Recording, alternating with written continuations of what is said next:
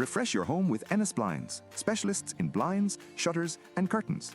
Visit our showroom in Ennis or call 086 811 7373 for quality, comfort, and the perfect finish for every window. Ennis Blinds, made for you, right here in Ennis. NC Paint and Decor. Whatever your decorating needs are, paint, wallpaper, or expert colour advice, we've got you covered. Our island home, its waters blue and endless green, inspires colour like no other. Colour Trend paint is crafted in Ireland and designed for durability. Visit your local stockist or store for colour inspiration.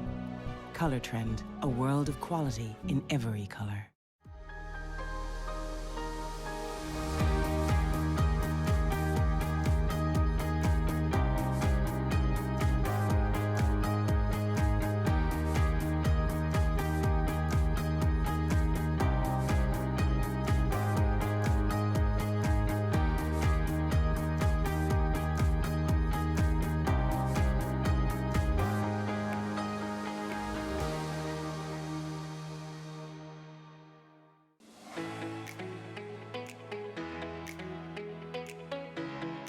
Custom sportswear and workwear by Baru Sports in Ennis and Shannon.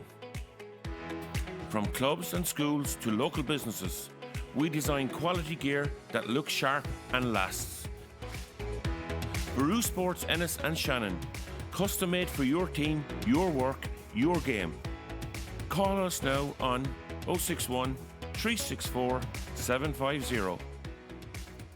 Ennis Electrical, best prices on appliances, huge savings on premium brands. Ennis Electrical is a family-run business who pride themselves on good customer relations. Ennis Electrical are part of Expert, one of the largest electrical retailers in Ireland. Martin Williams Concrete Products Limited is a family-run business based in County Clare, Ireland, specialising in precast concrete solutions for a wide range of industries. Over 2 decades of experience. Established in 1998. They actively listen to customer needs and continuously research innovative ways to improve their offerings. They have a strong local reputation for reliability and customer service, deep knowledge of the building sector, which they're happy to share with clients. If you're working on a building or landscaping project and need durable, locally made concrete products, they might be worth checking out. Joe Cooney has been working for the people of Clare for over 20 years, and now he's your voice in Dáil Éireann.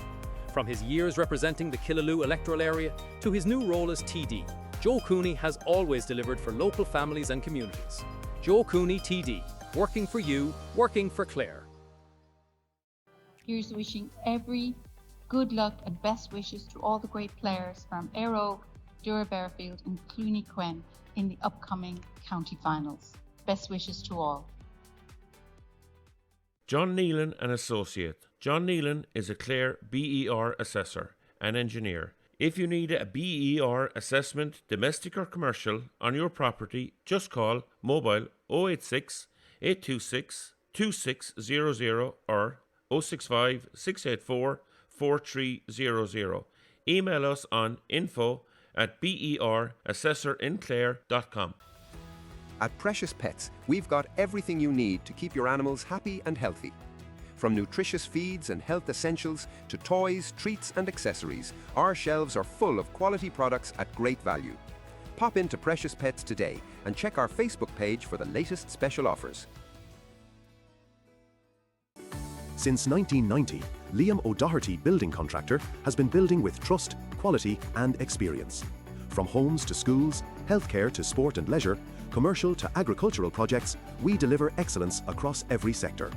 Liam O'Doherty Building Contractor, over 30 years building the future of the West of Ireland. For over 35 years, Rory Hickey Electrical has been lighting up homes, businesses and industries across Ennis. From domestic and commercial to industrial projects, our trusted team delivers safe, reliable electrical solutions you can depend on. Rory Hickey Electrical, lighting up the town of Ennis since 1986. Discover the Abbey Tavern in picturesque Quin village, overlooking the historic Quin Abbey. A rustic country pub with cosy fires, great atmosphere and award-winning menus served from breakfast through to evening dining. With friendly staff and a true Clare welcome, the Abbey Tavern is the perfect place to eat, drink and relax. Timmy Dooley, your Fianna Fáil TD for Clare, now serving as Minister of State at the Department of Agriculture, Food, Fisheries and the Marine, with special responsibility for fisheries and the marine. From climate action to transport, Timmy has a proven record of representing Clare at the highest levels, always working to deliver for local communities. Timmy Dooley TD, experienced, committed and delivering for Clare. Taylor's Bar Ennis, a traditional pub with a classy modern twist. We are a family-run establishment situated right in the heart of Ennis, County Clare. Pop in and join us for a pint, a glass of wine or something from the top shelf and experience our wonderful, cosy atmosphere for yourself, great staff, even better drinks and lots of fun. Did you know we are Clare Bar of the Year? Tommy Guilfoyle, living in Clare Castle, raising a family and working every day in our community. As a trade unionist, GAA coach and active volunteer, Tommy stands up for workers' rights, better housing and stronger local services. Tommy Guilfoyle, a councillor who believes in people, community and respect for the responsibility to serve. If you need assistance, please do contact me. Discover the best of Citroën at O'Sullivan and Hansbury Motors, right here in Ennis. From the stylish new Citroën Ami and versatile Citroën Berlingos, we've got something for every driver. Visit us for quality service and great deals, or contact us today. Monkswell is a friendly, cosy, lively pub in the heart of Quin village in County Clare, with regular live music, great atmosphere and a friendly staff. The Monkswell caters for all parties, fundraisers and events of all shapes and sizes. Liam Cleary, Auto World, main Kia dealer Clare. Best wishes to both clubs in today's county final.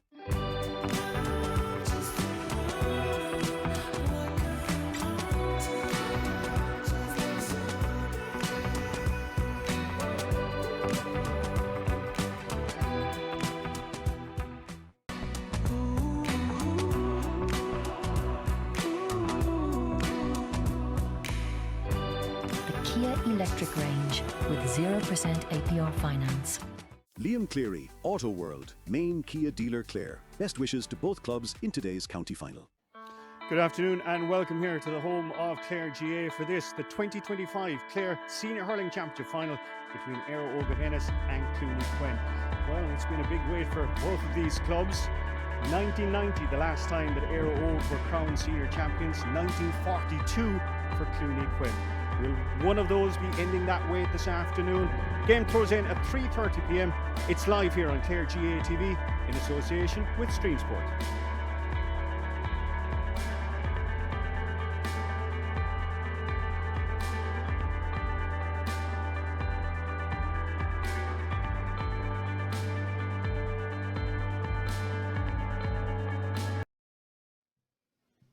Afternoon. Well, the wait is almost over. We're a matter of minutes away from the 2025 TUS Clare Senior Hurling Championship final between Eire Óg of Ennis and Clooney Quin. You're watching the game live and exclusive here on Clare GA TV, brought to you in association with Stream Sport here at Zimmer Biomet Park Kissogue. Our match coverage this afternoon is brought to you in association with Liam Cleary Auto World, Kilrush Road in Ennis, the premier Kia dealer and used car dealer for Clare and surrounding counties. Delighted to have a Clare legend alongside me, Anthony Daly. Anthony, I was listening to you during the week and the build up to this final, talking about this day, the Clare Senior Hurling Championship final. You've seen big days in Croke Park, you've seen Munster finals, All-Ireland finals, but for you, the Clare Senior Hurling Championship final is probably in a league of its own. Yeah, Colm, you know, I'd have often said you'd be as nervous today as you would be for a Munster final or an All-Ireland final. Was lucky enough to be involved in 7 or 8 of them and came out the right side of most of them. We lost a couple. 5, I think, is it? Yeah, we won 5. Yeah, we lost a couple as well now. So, you know, but it is, and I suppose if you are a county player, you maybe feel it a little bit more as well, in that you're nearly expected to deliver for your club. Like, so there's a bit of pressure on the. Obviously, there's 4 massive names, but lots of other names that we all know very well here in Clare in terms of underage and lads that have given great service to their clubs. But I suppose the big 4 in Dougie and Taylor and Reedy and O'Donnell, there'll be a lot expected of them, and they'll be feeling that a little bit. Okay, we'll get on to them in a few moments' time. Statistic that was floating around. Will this be like the 12th different winner of the Clare Senior Hurling Championship in a 22-year period? What does that say about hurling in the county? Oh, I'm just glad Clarecastle are still on the list. It was 20 years since we. But, it's incredible, Colm. It's a fantastic championship. I mean, in our time, I suppose you had 3 or 4 very strong teams, and they would have a great chance in the Munster Club. And lately, our record in the Munster Club maybe hasn't been great, but that's because the championship is so equal.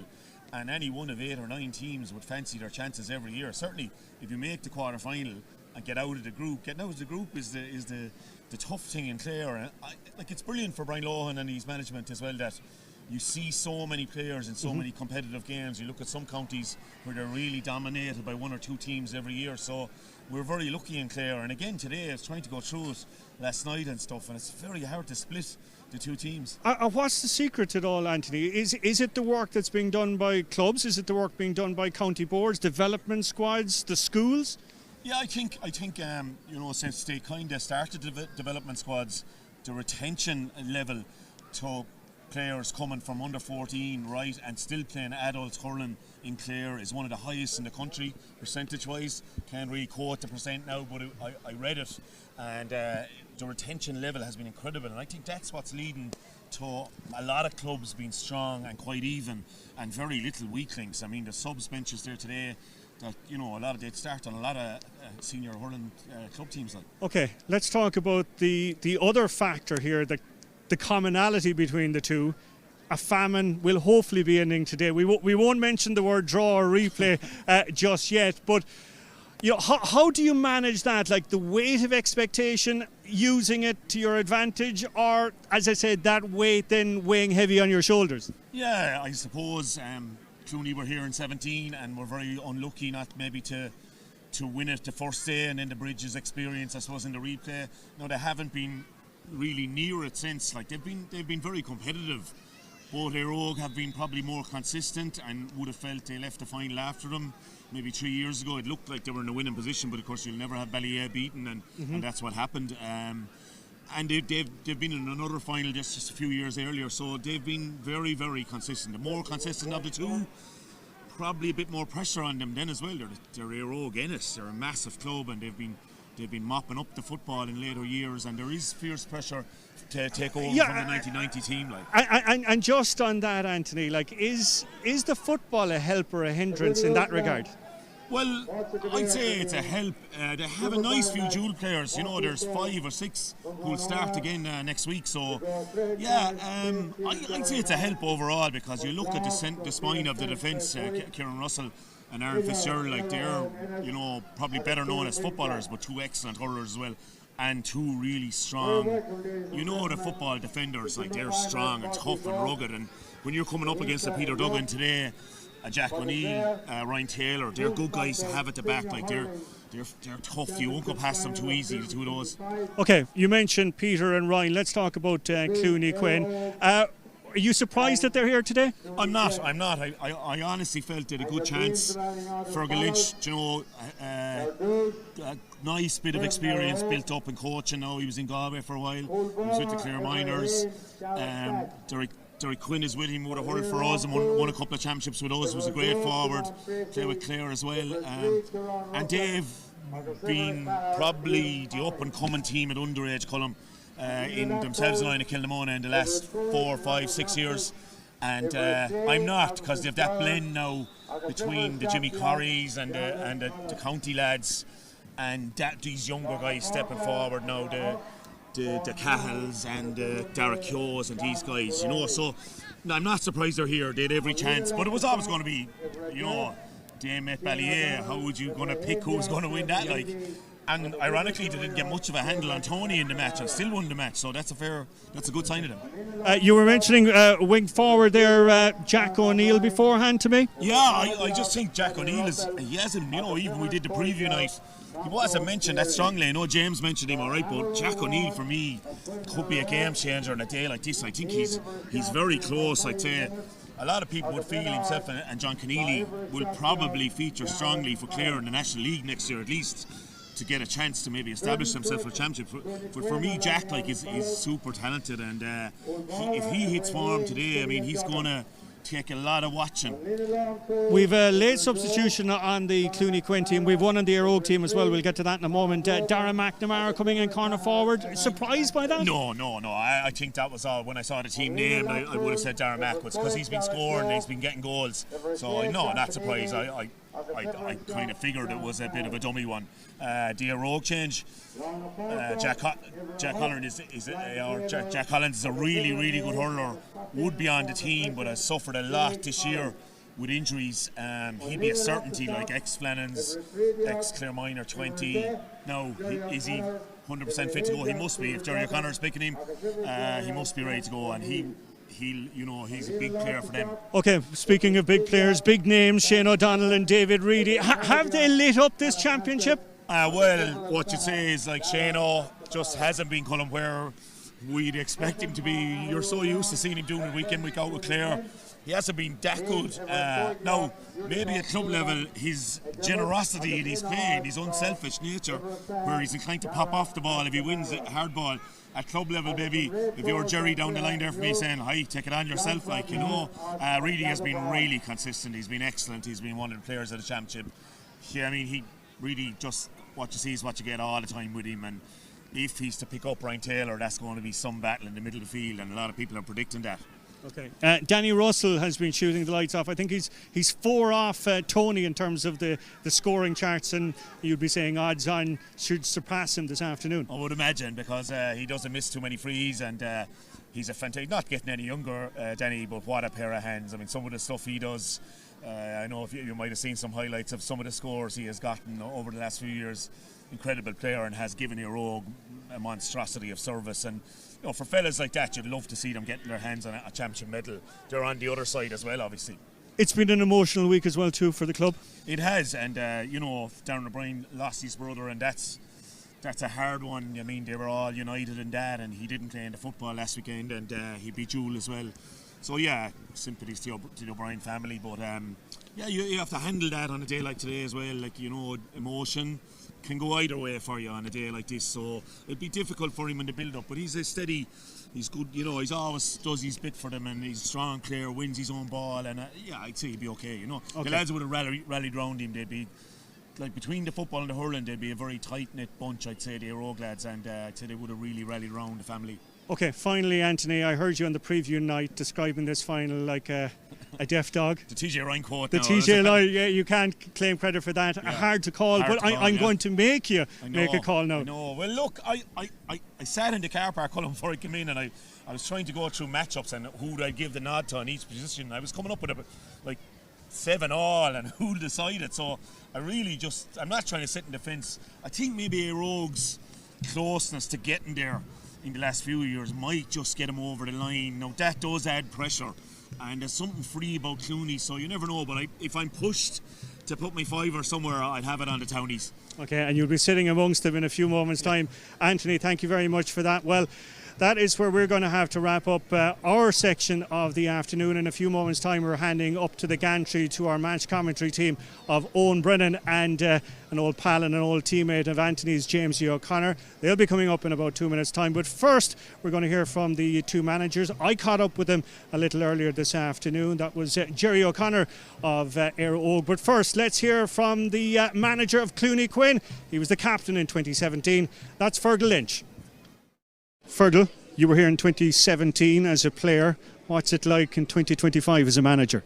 Yeah, it's a lot different than to be actually talking out. Like days, finals are for playing in, and thankfully I'm involved in some capacity, and that capacity is being a manager. So we're looking forward to the day and looking forward for the parish, and hopefully we'll have a good spectacle. Okay, it's been an incredible year for you. What did you say to the lads inside in the dressing room before you came out onto the field? I suppose the lads need to be calm and ensure that they get the best performance they possibly can from themselves. Like, we're really solely focused on our own performance, and whatever happens as a result. It'll take care of itself then. Okay. Any knocks, niggles, changes? Yeah, Daniel Fox is carrying a hamstring injury, and thankfully he's fit and able to talk today.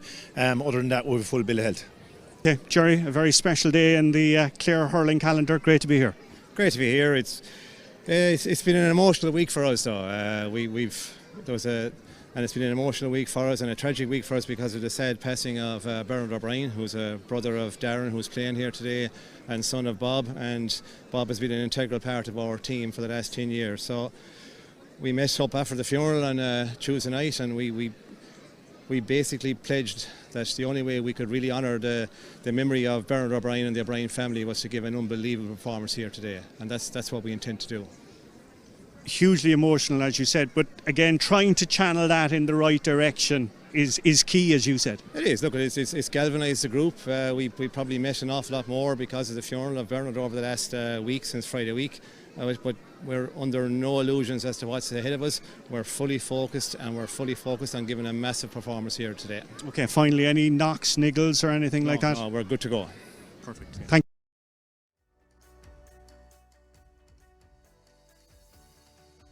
Welcome up here to the Crow's Nest at Zimmer Biomet Park, Easogue, and we're almost ready to go here for the TUS Senior Hurling Final. The teams are just going through their final preparations. The Tulla Pipe Band is ready to rock for the parade. So before I bring in Jamesy O'Connor here, just to get a word from him, we're just going to go through the teams here because there is, as aforementioned there by Cullum and Dalo, there are a couple of changes for each team. One change for Eire from the semi-final team. That's Jarlath Collins comes in for Rian Mulcahy. And here is the team. It's Dara Stack in goal, Fionn Tracy, Kieran Russell and Liam Corrie. Robert Loftus, Aaron Fitzgerald and Jarlath Collins make up that half-back line. A midfield pairing of Oren Cahill and Darren Maroney. A half-forward line of Shane O'Donnell, David Reedy and David McNamara. And a full-forward unit of Darren O'Brien, Danny Russell and Mark O'Cleary. And on the Clooney Quin side, the change probably a little bit more expected. Darren McNamara has played all these games, so he's now wearing number 20, comes in for Ulick O'Sullivan. Their team is Killian Duggan in goals, a full back line of Sean McNamara, Conor Grogan and Evan Maxted. Half back line is Derek Keogh, John Keneally and John Cahill. Midfield pairing is Ryan Taylor and the captain Jimmy Corrie. Half forward line is Jerry O'Connor, Peter Duggan and Jack O'Neill. And the full forward line of Sam Scanlon, Callum Hassett and the aforementioned Darren McNamara.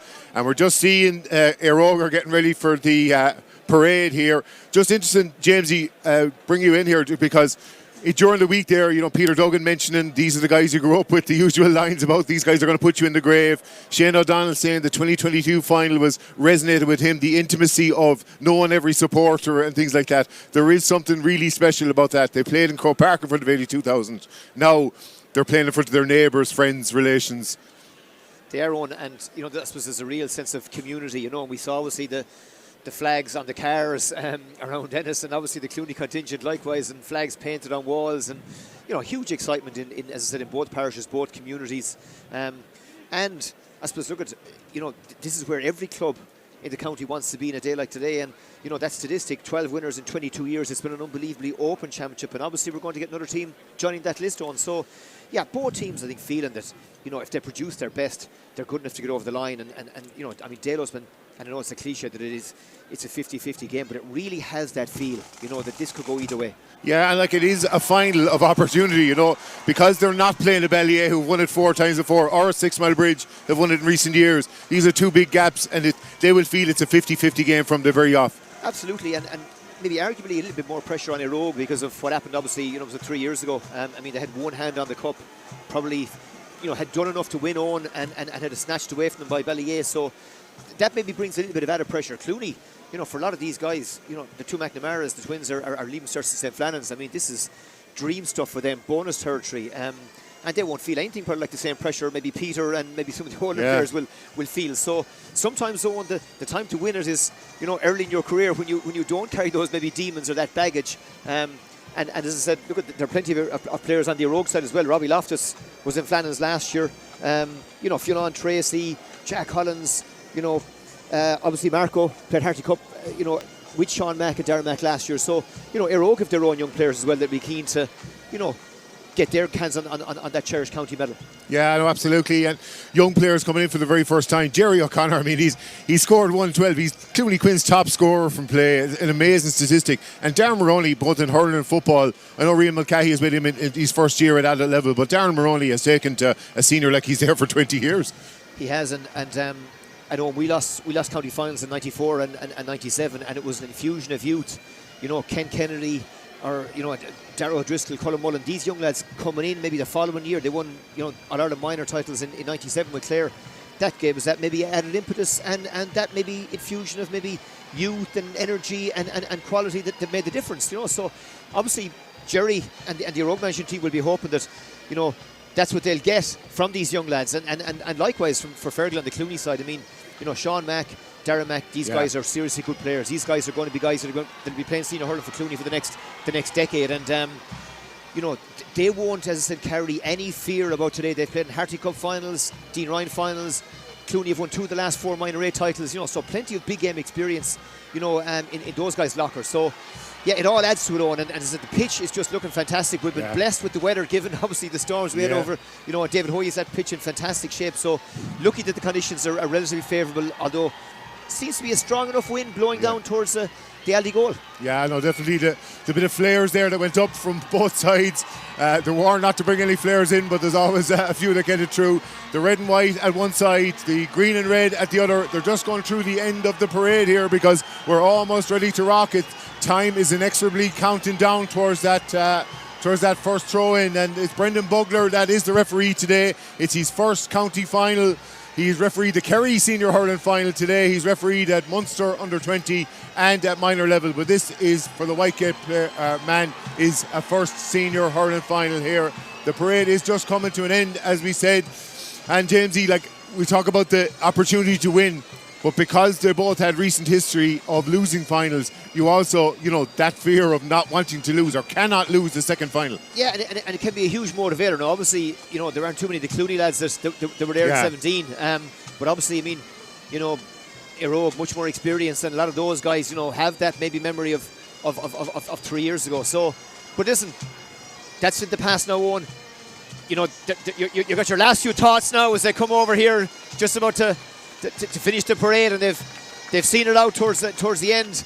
It's all about now, what happens in the next 70 or so minutes. And just go back to John Bugler, I think he's arguably the best referee in the county, and I don't think he'll want to be the talking point after this game, and I think he'll let the game flow, and I think that's what we're looking forward to. Yeah, no, absolutely. Teams are ready to line out here. We're just going to get ready for the national anthems. Just a couple of the matchups. A lot of discussion around who's going to mark Peter Duggan from an Eire perspective. Robert Loftus did a lot of it. Kieran Russell and maybe Aaron Fitzgerald. It's a tricky one because he's such a physical, dominant player. Yeah, and no doubt with that wind, you'll be wondering, will Fergal stick him in at the edge of the square at some point, because the ball will carry, and he's so physically strong. I mean, he's a real handful in there, but there's arguably nobody, that isn't on the county senior panel, better equipped to maybe handle that than Kieran Russell, who's experienced and obviously a physical powerhouse for Rogue at the back. Robbie Loftus, look at Robbie, was brilliant in the air for us in the Harty, but Peter Duggan is a different kettle of fish entirely. Yeah. And, Robbie still physically maybe isn't at Peter's level, so you'd imagine that Aaron Fitz, might be again handed that responsibility. So, but it's one of those matchups that Jerry O'Connor and Eire have to get right. Yeah. Because if Peter, we've seen him do it for Clare, literally take control of the game, grab that ball, and if he can get his hands instead and dominate on the puck up particularly, Eire is going to problems. Yeah, one of the features of Eire really has been the fact that they wanted to leave Aaron Fitzgerald as that free player in the half-back line. They want to sweep up around, and Don Keneally has done something similar, maybe Derek Yo to an extent for Clooney Quin as well, and they're going to have to get their matchups right. Where does Jane O'Donnell play, number one? And number two is whom picks him up, because David Reedy's a lot harder to track, but we'll get to that in a second. We're just going to get to the national anthem here with the St. Patrick's Tulla Pipe Band.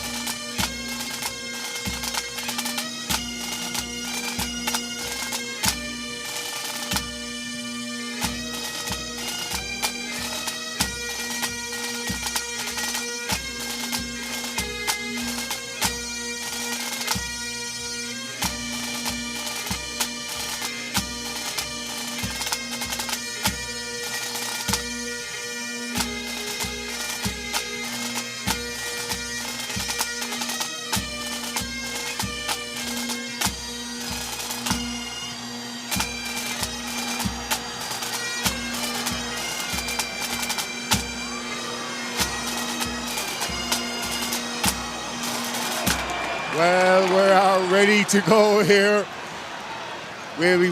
As we came in, we saw some very, very nervous and excited supporters on both sides of the divide. Just as equally important on the field now as we're ready to rock for the 2025 Clare TUS Senior Hurling Final. It's going to be Clooney Quin that have that breeze for the opening period. Eire are going to defend the LDN, so let's see what their matchups are going to be from the very, very outset. The hand of history here beckons for one of these teams. One of the big gaps has to fall, but who will it be? We're about to find out over the next hour or so. Peter Duggan immediately coming over here, and it looks like it is going to be Robert Loftus that is the man sanctioned with that, and the ball is in, and it's Oren Callan's wrestling for possession right around the middle of the field, and immediately a free. And Peter Duggan is wondering how, but it's going to be a free for Eire, and that's a very, very good settler immediately off the bat, Jamesy. It is, yeah. And just looking at the other end of the field, and John Keneally has gone back to pick up Shane O'Donnell. No surprise there. But O'Donnell looks like he's playing inside with Danny Russell in a two-man full forward line. And interesting now, we get a good gauge as to how strong that wind is. Normally this is automatic for Danny Russell, but I think guys were struggling to get it over the bar from here pre-match. So. This it certainly has picked up Storm Amy, certainly did a bit of damage, a lot of leaves around the place, branches. Let's see how Danny Russell can face into the breeze here. He's going to hit it from about 65 metres up. He's hanging in the air, but it looks like it's going to go straight over the bar, and it's the opening score of the final. It's up the opening minute, and Eire off the mark here. Both teams had a very, very bright start to the semi-final. Eire getting a goal after only 10 seconds. Clooney Quin getting a goal after 7. It'll be interesting to see who gets on top here, but it's Clooney that have the breeze. It's going to be a bit of a ruck here, and it's Jack O'Neill that's trying to fight out the ball, but it's Aaron Fitzgerald comes out with it, finds Oren Cahill. Oren Cahill's got a bit of space in front of him. Look at the tussles in front of him.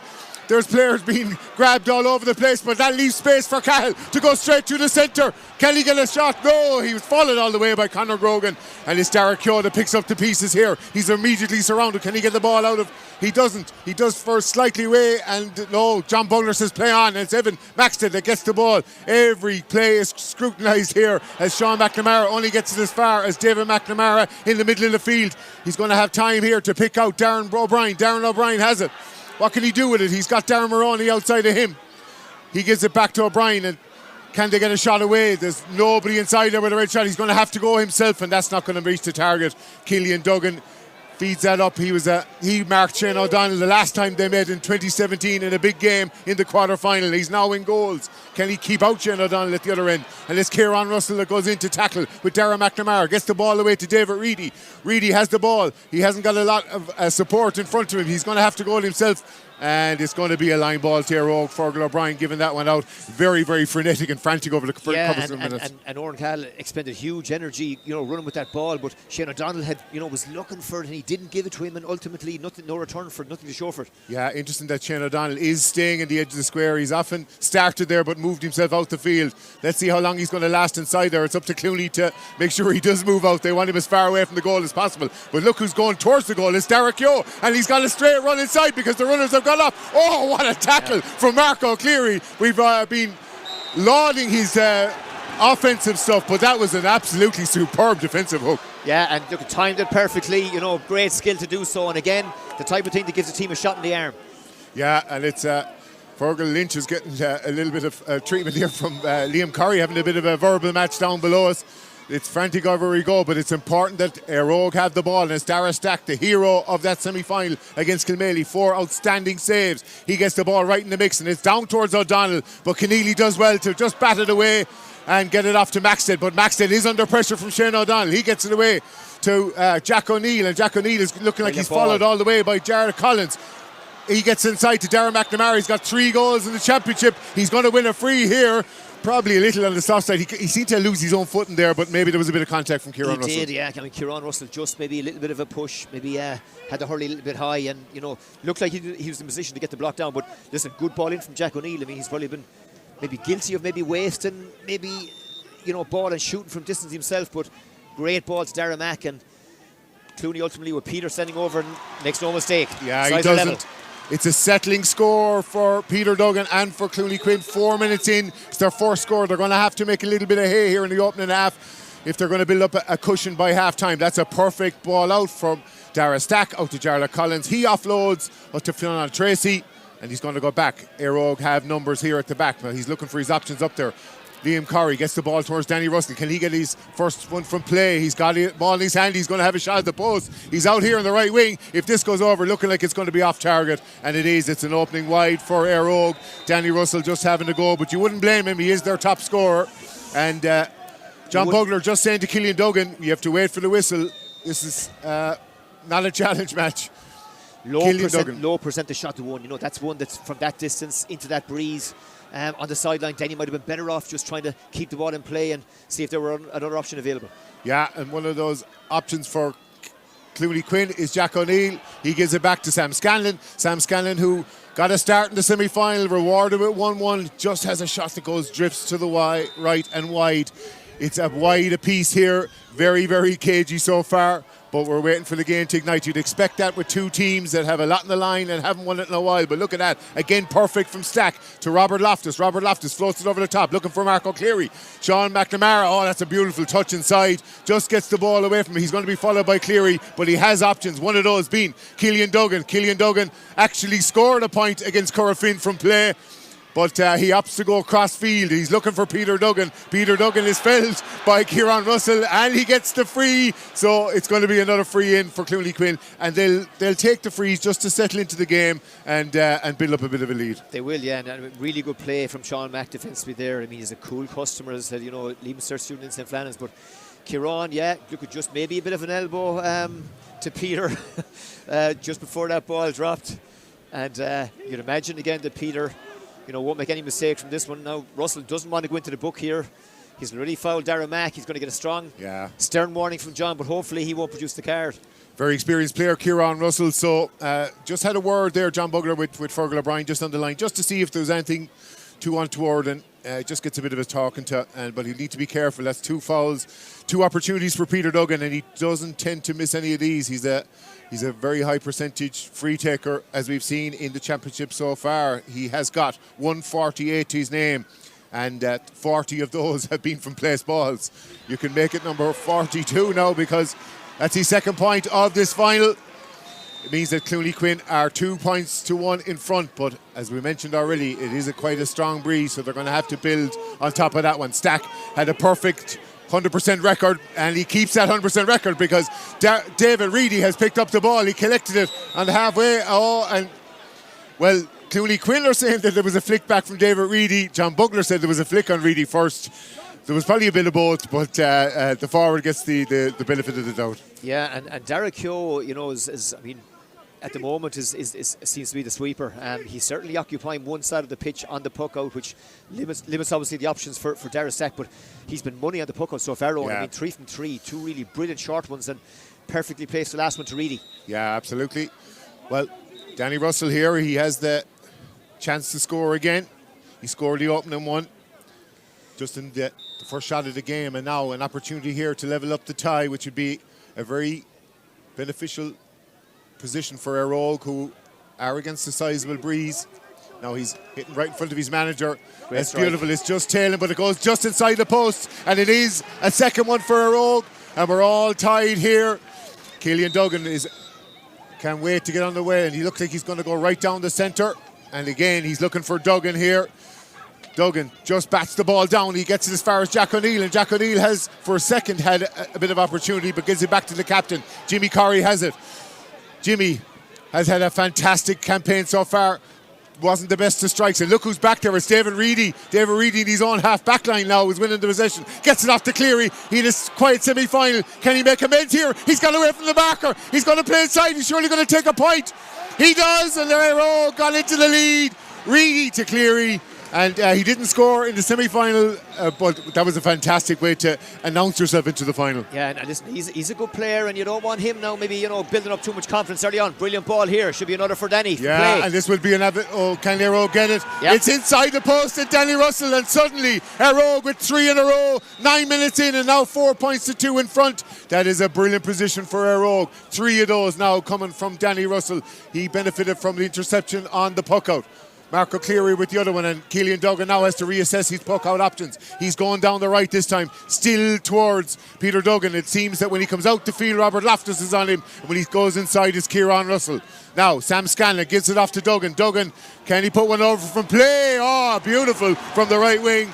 And anything Danny Russell can do at one end, the top scorer from Clooney can do at the other end. It's a fantastic score, Jamesy. Yeah, no hesitation. I mean, the degree of difficulty with that one, Owen, I mean, from the sideline, and Marco out in front of Sean Mack again. Yeah, and it is Marco Cleary, gives it off to Jarlath Collins. Collins going into the corner towards O'Donnell. O'Donnell has it and he puts it into his head. Look who's inside! It's Owen Cal! There's a goal chance here. If you can look at it, he's going to take a point, but for a second there was a goal chance. He did the sensible thing, I suppose, but just for that glitch of a second there was an opportunity for a goal. And Owen, I think if he'd stated himself, it was still maybe on, but look, in the circumstances, a day when every score counts, maybe the right decision. Yeah, maybe they wanted the switch there. They wanted Owen Cal to feed it into Shane O'Donnell. Maybe if that was gone, he would have put his head down. Someone putting the head down for Clooney is Jimmy Curry. Jimmy, that's going to go out over the line. It's going to be an Eire ball, but Eire will be delighted with the start here. 5-3 up against the conditions, and they've really settled into this game. Absolutely, and a couple of really good scores the last two, and Robbie Loftus competing well with Peter Duggan as well under the breaking ball. Doesn't have to win it cleanly, just get it to ground, and Eire with plenty of bodies at the break. Here we go, it's Robert Loftus with it.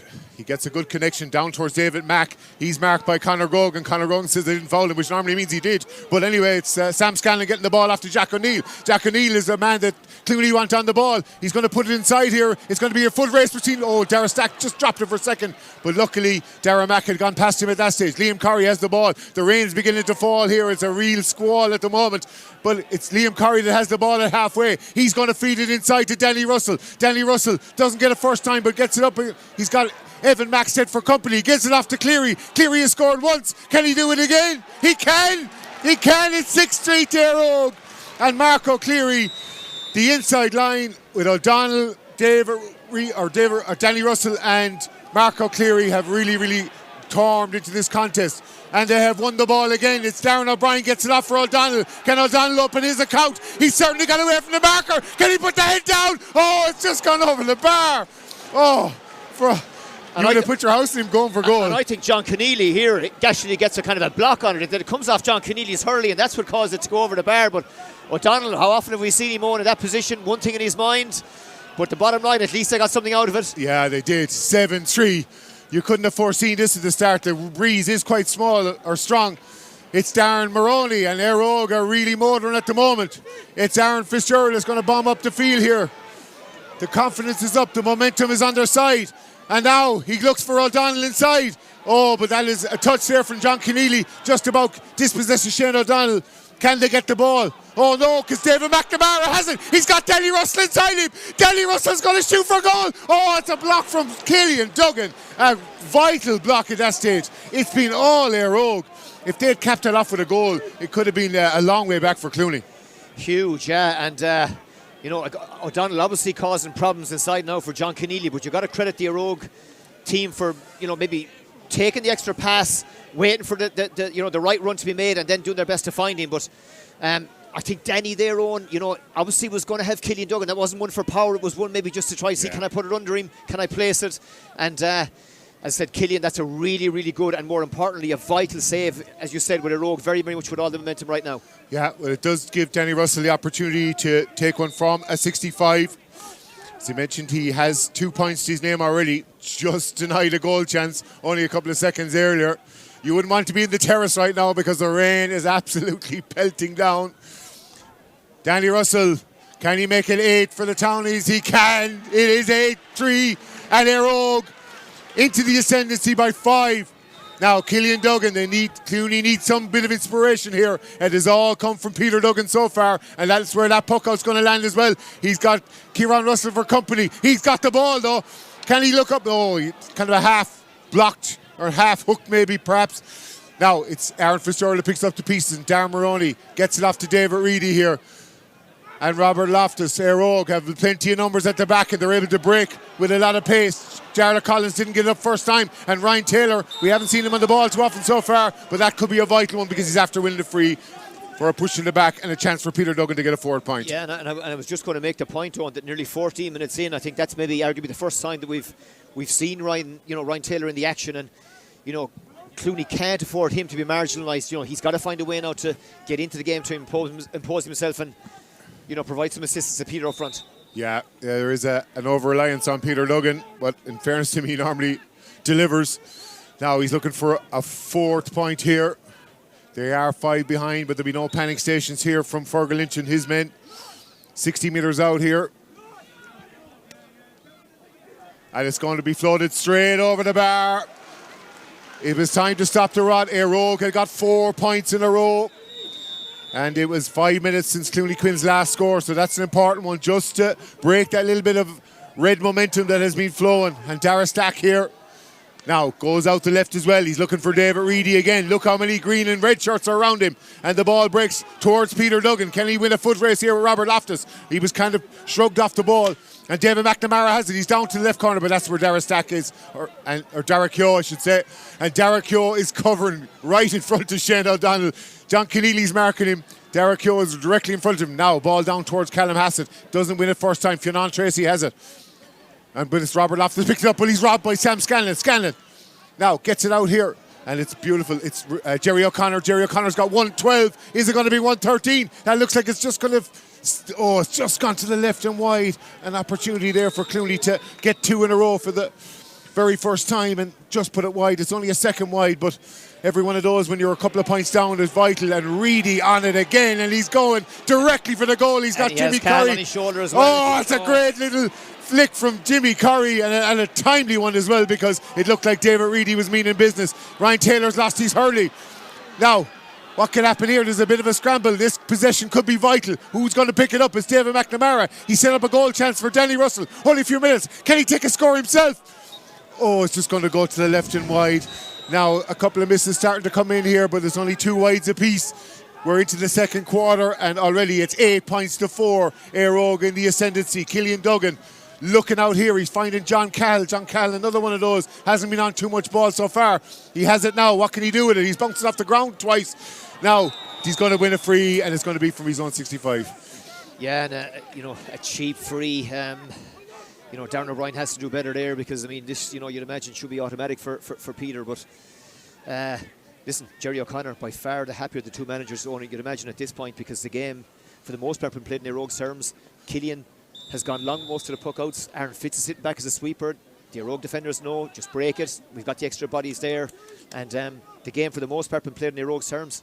It is, and it's up to perhaps Peter Logan as their spiritual leader to try and rectify that. He's going to hit this one from his own 65. He's been on airing so far. That looks like it's going to float right over the bar. It is now 8-5. And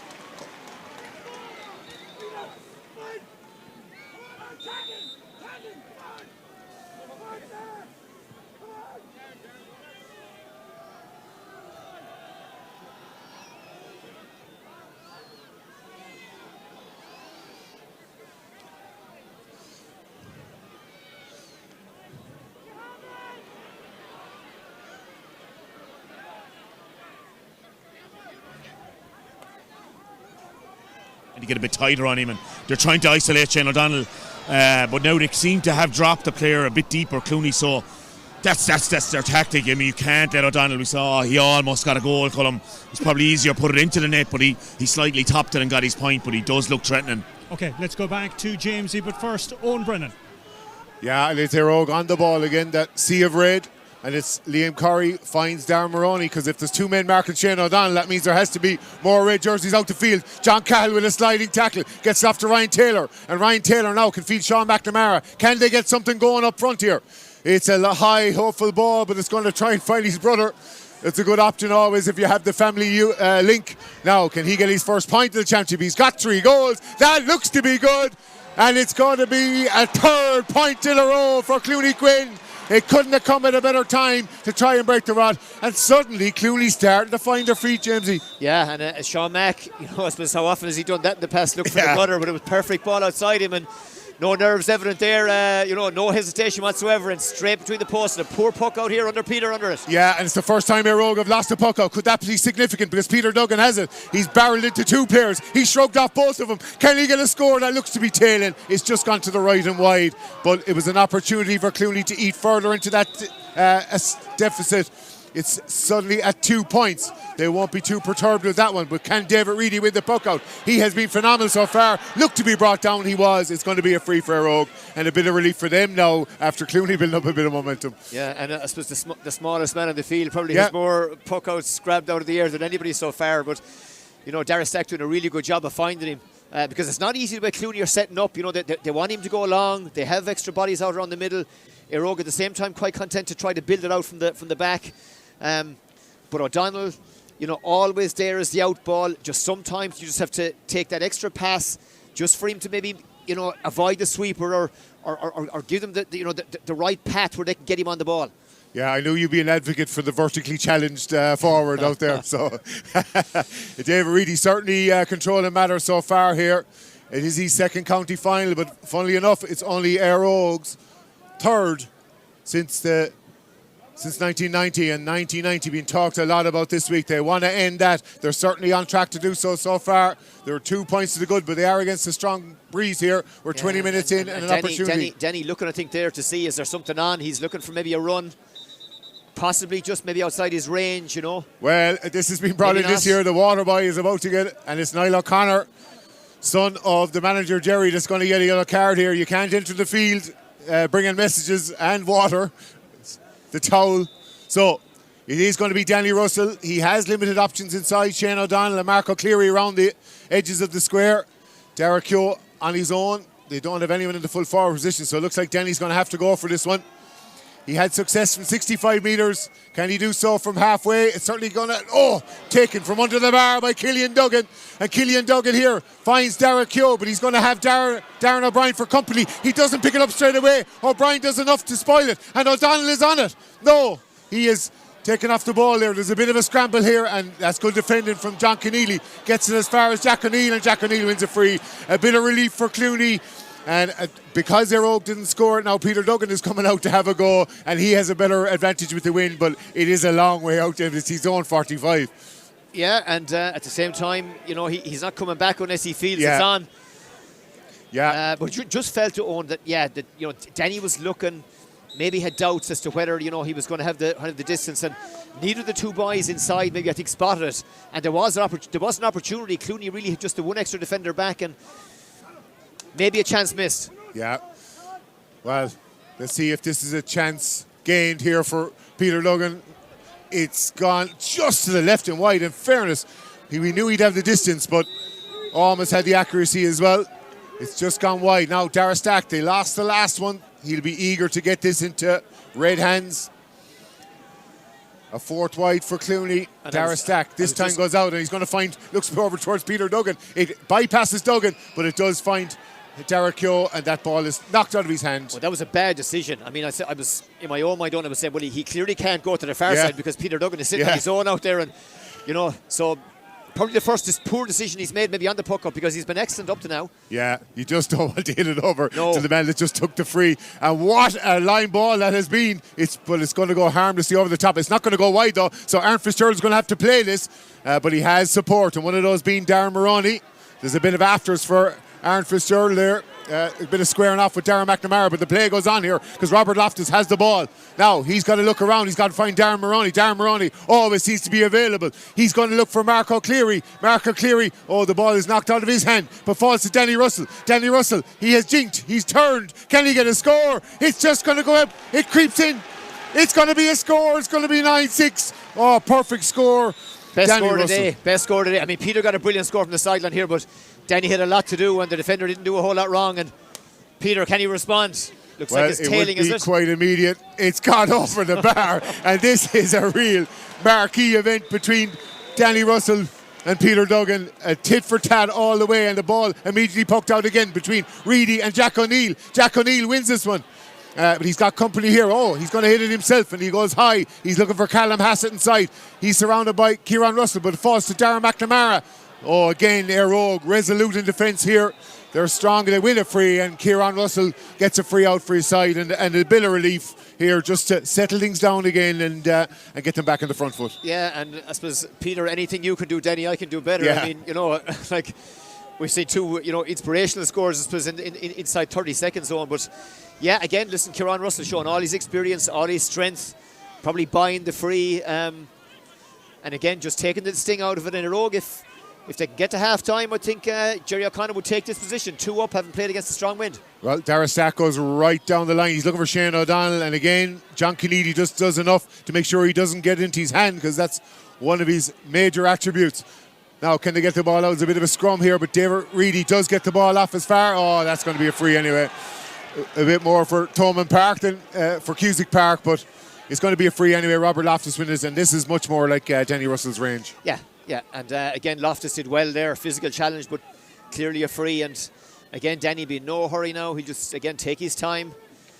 And none of these free zone have been easy. You know, I mean, we've had rain. You know, he's playing into a strong wind. And none of these have been as, gimmies in front of the post. So credit to him so far. He's nailed every one of them. Well, he won't be thinking of this, but if he does put this over the bar, he is the top scorer in the championship. So it's maybe something for afterwards to have a look at, but certainly looks like he's going to bypass Tony Kelly, which is a feat in itself because he's had some year. Now, can Danny do it? Not on this occasion. It's after drifting to the left and wide. I didn't jinx him because he certainly didn't hear me. But anyway, it's a third wide for Eire. Ball immediately pumped down. Clooney, no, they have to make a bit of hay here. Peter Duggan flicks it down, but there's nobody inside there. And again, look who's there. Number 6, Aaron Fitzgerald. He's picked up a lot of ball there in this opening half, and again, taken out of it after the ball is gone. But that's the rough and tumble of a county final, as is this battle between John Keneally and Shane O'Donnell. Peter Duggan has it. Peter Duggan plays it inside towards Jerry O'Connor, but that's going to bypass them all again. And easy for Kieran Russell to find David Reedy here on the right wing. He's at his own half back line again. He's been virtually everywhere, covered every blade of grass. Dara Keogh has been the sweeper for Clooney Quin. He comes out with it, this time looking for Callum Hassan. Callum Hassan loses his marker, but he has another one for company now in Liam Curry. And they just seem to have an overlap here all the time, Jamesy. And Clooney are trying to get on the ball and bring guys deep, but it's coming at the expense of having no inside threat. Yeah, and Eire have been so good as well. When they've won possession, they've recycled it. There's always an option. There's always a guy coming off the shoulder, and really, Clooney have got no joy whatsoever from anything they've hit direct into that inside line. And we can see it now. There's not even a person in the full forward line at the moment, and I think that just indicates kind of the general play so far. There's a lot of guys around the ball here though at the moment. I don't know how that's a throw in, because it looked more like a ruck, and it still is a ruck, and John's going to have to do something a little bit better. Joe Mullen says clear off, but that's easier said than done. Everyone's attracted to the ball here because we're in the final minutes of the opening half. 27 minutes in, only 2 points between the sides. Every possession is magnified now. Jarlath Collins almost got it into his hand. Look who's over it now. Shane O'Donnell's in his half back line. Liam Curry has the ball. He just gets it off to Aaron Fitzgerald, who has been a ball magnet here in the opening half, as has Darren Moroney. Darren Moroney shrugs off. Oh, there's a call. Looked like he got a high challenge from Darren Moroney. It goes the other way, and could it be a momentum shifter? Yeah, big call. I mean, a little bit harsh maybe. Even Aaron Fitz could arguably have had a free coming out a minute, just a second Looked like 2 high challenges, yeah. Yeah, so, Eire maybe with the right maybe to feel a little bit aggrieved about that one, and you'd imagine that Peter from this distance would make no mistake. 45 metres out. Could he cut the deficit to 1? It was 5 at one stage. No is the answer. He has put it wide. Now, he missed one from range, but we expected that one to go over. It would have been a big, big score for Clooney. Didn't go over, and they're going to have to gather the troops again. And it goes out to his marker to even make it worse. And Peter Duggan can't catch him because Robert Loftus is fleet of foot and gets the ball away towards Marco Cleary. He's not going to win it first time, but does get a second opportunity. He's got Sean McNamara for company. Sean getting a great little touch. Oh, no, illegally, says John Bugler. And it's going to be a free in for Marco Cleary, and again it's a 2-point swing. It is, and commentators Corso and Peter will be ruining that one, because this isn't likely to be a whole lot between the two teams at the finish, and that's one that certainly he should have scored. Yeah, Jerry O'Connor here giving David McNamara some instructions of maybe setting up the forward line a little bit differently for the last couple of minutes. There's 90 seconds out. We're interested to see how many minutes of injury time. There wasn't really any great stoppages. And thankfully the sun is trying to make an appearance here as well. Danny Russell now, about 40 metres out, but he's right on the touchline here. Now can he become the top scorer in the championship? And again, the answer is no. He just can't get over that 5th point that would take him past. And suddenly the free takers, who have been so efficient, are starting to feel a little bit of the heat, and you know yourself from taking frees, Jamesy. If you start to miss one or two, then the next one becomes really pressurised. Yeah, and as I said, none of these, I mean, that wasn't an easy one either, though. I mean, you know, on the sideline into a stiff breeze, Jack O'Neill might have a pot here now with his options. Well, he's not going to have a pot. He's going to look for Conor Grogan, who hasn't scored in the championship, but can he rectify that? Because he has come from the forwards to be a back. Jerry O'Connor has had another shot at it, but that's not going to trouble the scoreboard either, and it goes wide. And Clooney Quin now just more hopeful. It's a 6th wide now, and Jerry O'Connor has got 2 of those. We're coming up to the 30-minute mark. No board out yet. Jerry O'Connor's as eager to find out how many minutes there are as anyone else. Shane O'Donnell doesn't win that ball because John Keneally has it, and John Keneally's a racing forward. This is a man that can take a point, but can he do it now? It would be a massive score. It's inspirational stuff from John Keneally. Not only has he the job of marking Shane O'Donnell, but actually has outscored him in the game so far. And I think he probably got away with just a little push on O'Donnell, just as he was about to get his hand on the ball. But listen, John Bugler didn't think so, and nothing worse as a forward than seeing your man putting it over the bar at the other end. Yeah, and there it goes, right up to O'Donnell again, and another little bit of a push, but this time O'Donnell does secure it. He gets it off to Jarlath Collins, and Jarlath Collins is making hay inside. He's coming towards the 45-metre line. He's going to find Danny Russell. He's under pressure, and it's Clooney. Can they get an equaliser now? No, because, and that's going to be another silly free. It's not going to be given as a free. And John Bugler is... looks like he swallowed the whistle there for a second and then gives one to Peter after all that. And it is going to be an opportunity to level it up, which would be a major, major turnaround here for Clooney Quin. Absolutely. And again, it looked like a definite free to Rogue. And then David Mack, no arguments about it, in with the arms and too high, and an easy decision. But I thought John certainly could have given Shane O'Donnell as well a free even before that for a push in the back by John Keneally. So. Yeah, 31 minutes gone. Peter or Owen and Peter, as I said, with an opportunity now to lead the sides level at half time. Yeah, and Peter Duggan is certainly going to go for the post. That's looking a little bit left, and it is gone wide. It's 2 minutes of injury time have been called here. And the match sponsored by Liam Cleary Auto World and the Kilrush Road in Ennis, the premier Kia dealer and used car dealer for Clare and the surrounding areas. Eire were the ones motoring on early on. Clooney Quin have made a comeback, but they have the breeze at their backs. And now let's see what's going to happen and what's in the last 30 seconds of the opening half. Can it be David Reedy? No, says Jack O'Neill. He's done a good job when he's gone back on. David Reedy now gets off to Derek Yo, who spent most of the half trying to cover in front of Shane O'Donnell. Now, this would be vital if someone could get a score before half time. It's a real spar match around the middle, and if you want one man on the ball, he's lost his helmet. Peter Duggan's going to win a free. It looks like he shrugged off his marker. Again, one of those marginal calls, but it's Peter Duggan given the benefit of the doubt. Yeah, and the Townies on the far stand not happy with that decision. Again, maybe Peter getting the benefit of the doubt there. So having missed a couple now, Owen, you'd imagine he'll take a little bit more time on this one. You'd imagine this will be the last action now of the opening half. It would be a fantastic way for Clooney Quin to finish this half. He's missed all 3 that he's misses have been to the left and wide. So, like any good darts player, surely he's going to go a little bit more to the right. But anyway, far from me telling Peter Duggan how to hit a free. That one looks to be much more. This is again gone to the left and wide. And it looks like Eire are going to lead to the break, and it is at half-time because John Bugler is calling for the ball, and Eire leading 9-8 at half-time. And Jamesy, that is significant going into half-time. It's psychologically for Eire to be leading by a point going in at half-time with the win to come. Yeah, but I suppose we saw the intermediate semi-final in Tuller yesterday on. Clarecastle haven't played with the elements for a point to the good. With a gale behind them, so it's sometimes easier to play into that wind in the second half, in terms of the ball holding up. But worryingly for Clooney, Jerry O'Connor not really in the game. Ryan Taylor virtually anonymous.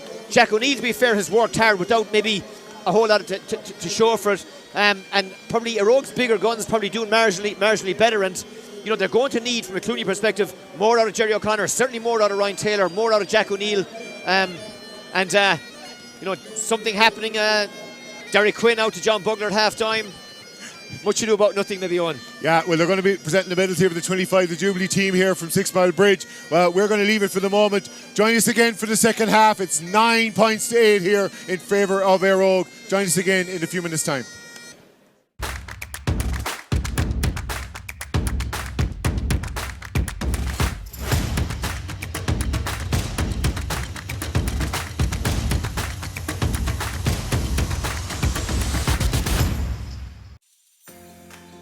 Refresh your home with Ennis Blinds, specialists in blinds, shutters, and curtains. Visit our showroom in Ennis or call 086 811 7373 for quality, comfort, and the perfect finish for every window. Ennis Blinds, made for you, right here in Ennis. NC Paint and Decor. Whatever your decorating needs are, paint, wallpaper, or expert colour advice, we've got you covered. Our island home, its waters blue and endless green, inspires colour like no other. Colour Trend paint is crafted in Ireland and designed for durability. Visit your local stockist or store for colour inspiration. Colour Trend, a world of quality in every colour.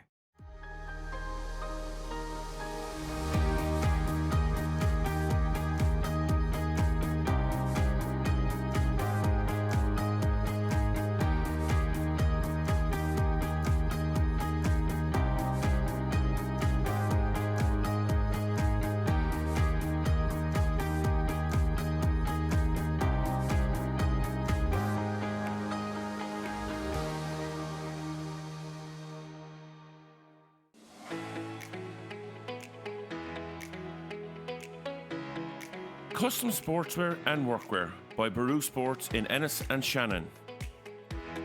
From clubs and schools to local businesses, we design quality gear that looks sharp and lasts. Baru Sports Ennis and Shannon, custom made for your team, your work, your game. Call us now on 061 364 750. Ennis Electrical, best prices on appliances, huge savings on premium brands. Ennis Electrical is a family-run business who pride themselves on good customer relations. Ennis Electrical are part of Expert, one of the largest electrical retailers in Ireland. Martin Williams Concrete Products Limited is a family-run business based in County Clare, Ireland, specialising in precast concrete solutions for a wide range of industries. Over 2 decades of experience. Established in 1998. They actively listen to customer needs and continuously research innovative ways to improve their offerings. They have a strong local reputation for reliability and customer service, deep knowledge of the building sector, which they're happy to share with clients. If you're working on a building or landscaping project and need durable, locally made concrete products, they might be worth checking out. Joe Clooney has been working for the people of Clare for over 20 years, and now he's your voice in Eire. From his years representing the Killaloe electoral area to his new role as TD, Joe Clooney has always delivered for local families and communities. Joe Clooney TD, working for you, working for Clare. Here's wishing every good luck and best wishes to all the great players from Eire, Bearfield and Quin in the upcoming county finals. Best wishes to all. John Nealon and Associate. John Nealon is a Clare BER assessor and engineer. If you need a BER assessment, domestic or commercial, on your property, just call mobile 086 826 2600 or 065 684 4300. Email us on info@berassessorinclare.com. At Precious Pets, we've got everything you need to keep your animals happy and healthy. From nutritious feeds and health essentials to toys, treats and accessories, our shelves are full of quality products at great value. Pop into Precious Pets today and check our Facebook page for the latest special offers. Since 1990, Liam O'Doherty Building Contractor has been building with trust, quality and experience. From homes to schools, healthcare to sport and leisure, commercial to agricultural projects, we deliver excellence across every sector. Liam O'Doherty Building Contractor, over 30 years building the future of the West of Ireland. For over 35 years, Rory Hickey Electrical has been lighting up homes, businesses and industries across Ennis. From domestic and commercial to industrial projects, our trusted team delivers safe, reliable electrical solutions you can depend on. Rory Hickey Electrical, lighting up the town of Ennis since 1986. Discover the Abbey Tavern in picturesque Quin village, overlooking the historic Quin Abbey. A rustic country pub with cosy fires, great atmosphere and award-winning menus served from breakfast through to evening dining. With friendly staff and a true Clare welcome, the Abbey Tavern is the perfect place to eat, drink and relax. Timmy Dooley, your Fianna Fáil TD for Clare, now serving as Minister of State at the Department of Agriculture, Food, Fisheries and the Marine, with special responsibility for fisheries and the marine. From climate action to transport, Timmy has a proven record of representing Clare at the highest levels, always working to deliver for local communities. Timmy Dooley TD, experienced, committed and delivering for Clare. Taylor's Bar Ennis, a traditional pub with a classy modern twist. We are a family-run establishment situated right in the heart of Ennis, County Clare.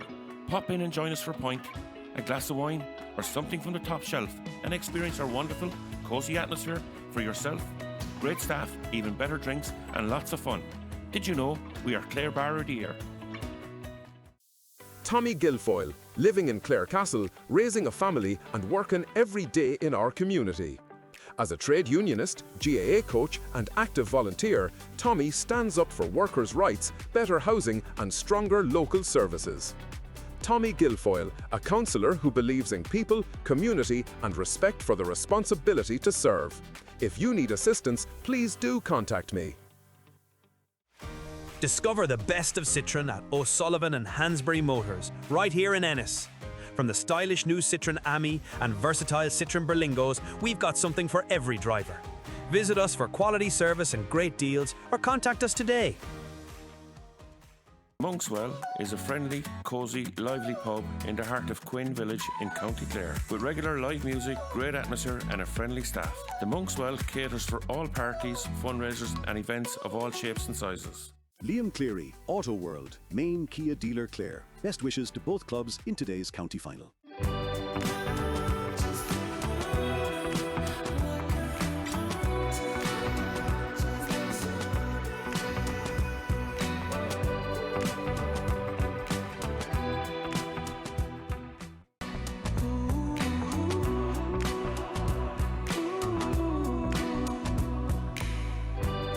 Kia electric range with 0% APR finance.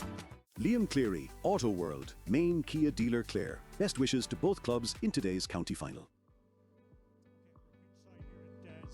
At Park Kissogue, half-time in the TUS County Senior Hurling Championship final. Only a point between the sides. James O'Connor has joined us from the commentary gantry. James, a very strange first half. It was a slow burner. Then you had that Eire Og blast. There were 5 points up, 2 great goal chances. But Peter Duggan has been tipping and has kept Quin in this county final. He has, and with a bit more accuracy from place balls, they could arguably be ahead. But Eire Og, had all the momentum, Colm. Killian did really well probably to save that one from Danny Russell. I think John Keneally might have done enough to deflect the other one from Shane over the bar. I could be wrong, but yeah, Eire Og could have been firmly in the driving seat. But credit to Clooney, they've kind of weathered the storm. But obviously, big second half coming up because there is a strong breeze. You feel it down pitch side here. And that said, it's a 1 point game, Colm, and if anything, it's often easier to play into the elements if you're a forward in the second half because the ball holds up. And Darragh Mack is a good player inside. Sam Scanlon, these are good players, good skill level. But Clooney will still need, I think, to get more out of Jerry O'Connor and in particular Ryan Taylor, who've been virtually anonymous, but all to play for and very, very evenly balanced. Okay, all to play for Dalo. Just tactically, just explain the way Eire Og set up, Shane O'Donnell isolated on the edge of the square. Did it really work? I thought it looked dangerous, and as James said, the one he got, I just could see the net bulging, but maybe John Keneally did get. Funnily enough, they brought him out the field. Now they're into the slight wind, and they have the wind in the second half, so maybe they'll put him back into the edge of square. And probably John Keneally wouldn't be a natural 3. He'd prefer 6, and he got an outstanding score as well when he came out after Shane. So if anything, that has backfired a little bit for them, I'd say Clooney be happy because I'd say Fergal was worried at 8-3 that it could have got away from him if one of the goals had been taken. They weren't taken, and as James said, if Dougie had nailed 2 out of 3, they'd be ahead going in. But they have the slight wind there, Og. It's finally, I think nerves played a bit with Clooney early on. They didn't settle, and Ryan Taylor needs to come into the game for them. Yeah, so Ryan Taylor exactly needs to come into the game. Where else do Quin need to make improvements? Well, by and large, as I said, they've, Derek Yo was back as a sweeper, and to be fair, obviously O'Donnell was the threat, and Eire at times maybe had chances, maybe one more pass before delivering the ball, and Keogh was able to read it pretty well.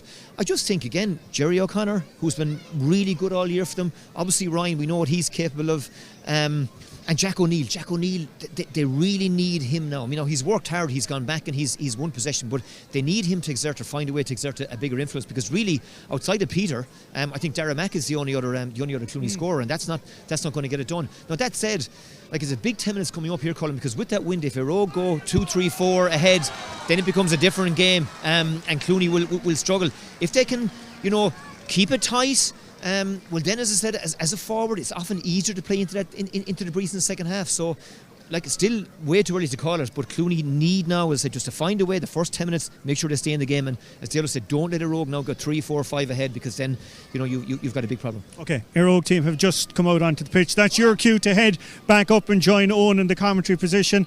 What's your viewpoint? That the next 10 minutes, for I suppose you can say, for the two teams is absolutely critical. Look, as predicted, county finals aren't always classics, they're just about winning it, and for both of these, as we alluded to, it was a famine that needed to be ended, so you can sense that anxiety is in the air, and who'll start now well and maybe get a little grip. As James said, Clooney, if they could hit the ground running now, it would be a massive lift for them, because you can feel that their crowd are starting to feel that they're coming into it and they have a real chance. Okay, you made the point in the opening 15 minutes. David Reedy was the orchestrator. Clooney Quin got to grips with him again. But is there the chance that he can be the man that's going to turn things around again? Yeah, he's obviously very, very good, and I think they've got Jack O'Neill back as kind of double cover with Jimmy Curry, so whether they'll be able to do that now as well, that's another day's work, but they really need Ryan to come into the middle of the field. Okay, very good. Right, we're going to head back up to the commentary gantry. We're going to hear from James O'Connor, but first, Owen Brennan. And we're already off for the second half, and it's Ryan Taylor. You spoke about it at half time, and he's certainly making an impact from the off here. He's held up momentarily, but he has the ball in his hand. He gets it off to Jerry O'Connor, and Jerry O'Connor still looking for his first score in this final as well, but Eire pick up the pieces. They have the breeze at their back. There is a change on the Eire side. We'll get to that in a second when we have a little bit of a break, because Maroney feeds down to O'Donnell, and O'Donnell has the ball in his hand. He gives it all. It's blocked down. He was looking for Mark O'Cleary. For a second there looked to be a goal on, but there still could be at least a point on here. Oh, it's going to be a free out here. The halftime change here for Eire is Owen O'Regan, number 22, is on the side for Darren O'Brien. It's a big call. Owen O'Regan has played 22 minutes of the championship so far. He's about to have a big impact here for the second half, and another one of those young players coming through, and given they didn't make a substitution in the 22 final, they've already made one here, Jamesy. Yeah, and listen, Didius Cruciate a couple of years ago couldn't play for us in the Harty campaign, a fella that we certainly have been interested in, but Darren, not his day, didn't manage to exert any real influence in the first half, so probably the right call, and given the week that was in it, you really feel for Darren. It can't have been easy, and he's played his part in getting Eire to this stage. Yeah, a bit of frustration here for Eire. They're giving away 2 early frees there, and they're not happy about either of them, but Evan Maxwell looked to be got a little bit of a flick in the hand. Well, certainly the previous one, Jerry, I was really, really surprised. I didn't think Marco did a whole lot wrong, and looked like he was about to tap the ball over the bar, but here we go. Now it's Dara Keogh. They're still a point behind here. They are against the conditions, but they'll certainly feel that they've come right back into this game. They were 5 points down at one stage coming into the end of the opening quarter. So a much more advantageous position now, and it's David McNamara that's leading from the back. He just kind of hit and hope job really, and it falls to Ryan Taylor. He had the first run the second half. He doesn't get that one. He doesn't secure possession, and he's now surrounded by 3 red jerseys, and John Bugler suggested that there's a few clippings going on, but it seems to be at both sides, so he's letting it go, and there's a ruck here. He's probably going to have to throw it in at some stage unless someone gets out the ball, and that someone looks to be Owen O'Regan. The half-time substitute slips, manages to get the ball away to Robert Loftus, and Robert Loftus took a bit of a clip in there, took another tackle as well, and it's very, very frantic and frenetic and scrappy around the centre. Who is going to get that score that can open this second half off? Now, look, it's just ruck after ruck after ruck. I suppose, look, there's a lot on the line. It's a very cagey game, Jensy, you'd have to say, but there is so much on the line here for both teams. Scrappy doesn't begin to describe it. So many bodies in the middle third of the field, and conversely then, we've got 1 or 2 on the inside line and a sweeper at both ends of the field sitting in front of them. So, well, Peter Duggan, and what a great block from Liam Curry. And still we're waiting for that, but it's Marco Cleary. He's found a little chink of light. No, he was tackling it fair enough, says John Bugler. It's going to be a free out. It's looked like frees could go in either direction here, and that was straight in front of the Clooney bench, so they got the benefit of the doubt, and Fergal Lynch certainly enjoying that one. It's an opportunity now. This time it's going to be Derek Keogh, so it's not as if that Peter Duggan's going to have a shot for the post, but it does mean that he's probably going to be towards the edge of the square, and that could spell danger here, because Clooney are going to have to get something drastic to get right back into this contest. They're only a point behind, but they haven't led so far, so now can they at least fully repair the damage and regain full parity here? The ball is certainly going to hold up in the breeze. It's going to land around the 20-metre line, and that's where Robert Loftus, and he doesn't pick it up first time, but Fionn Tracy does. He gets it off to Liam Curry, who always seems to be a great out ball here, and he's going to look for David Reedy. Oh, Jimmy Curry beat him to the ball, but unfortunately lost his early and managed to boot the ball out over the line. He's actually a long way away from where he ended up, but he was committed to the run and certainly committed to minding David Reedy here. The breakdown the scores in the first half was Danny Russell got 4 points, one of those from a free, one from a 65. It is Marco Cleary got 2, David Reedy, Oren Cahill and Shane O'Donnell.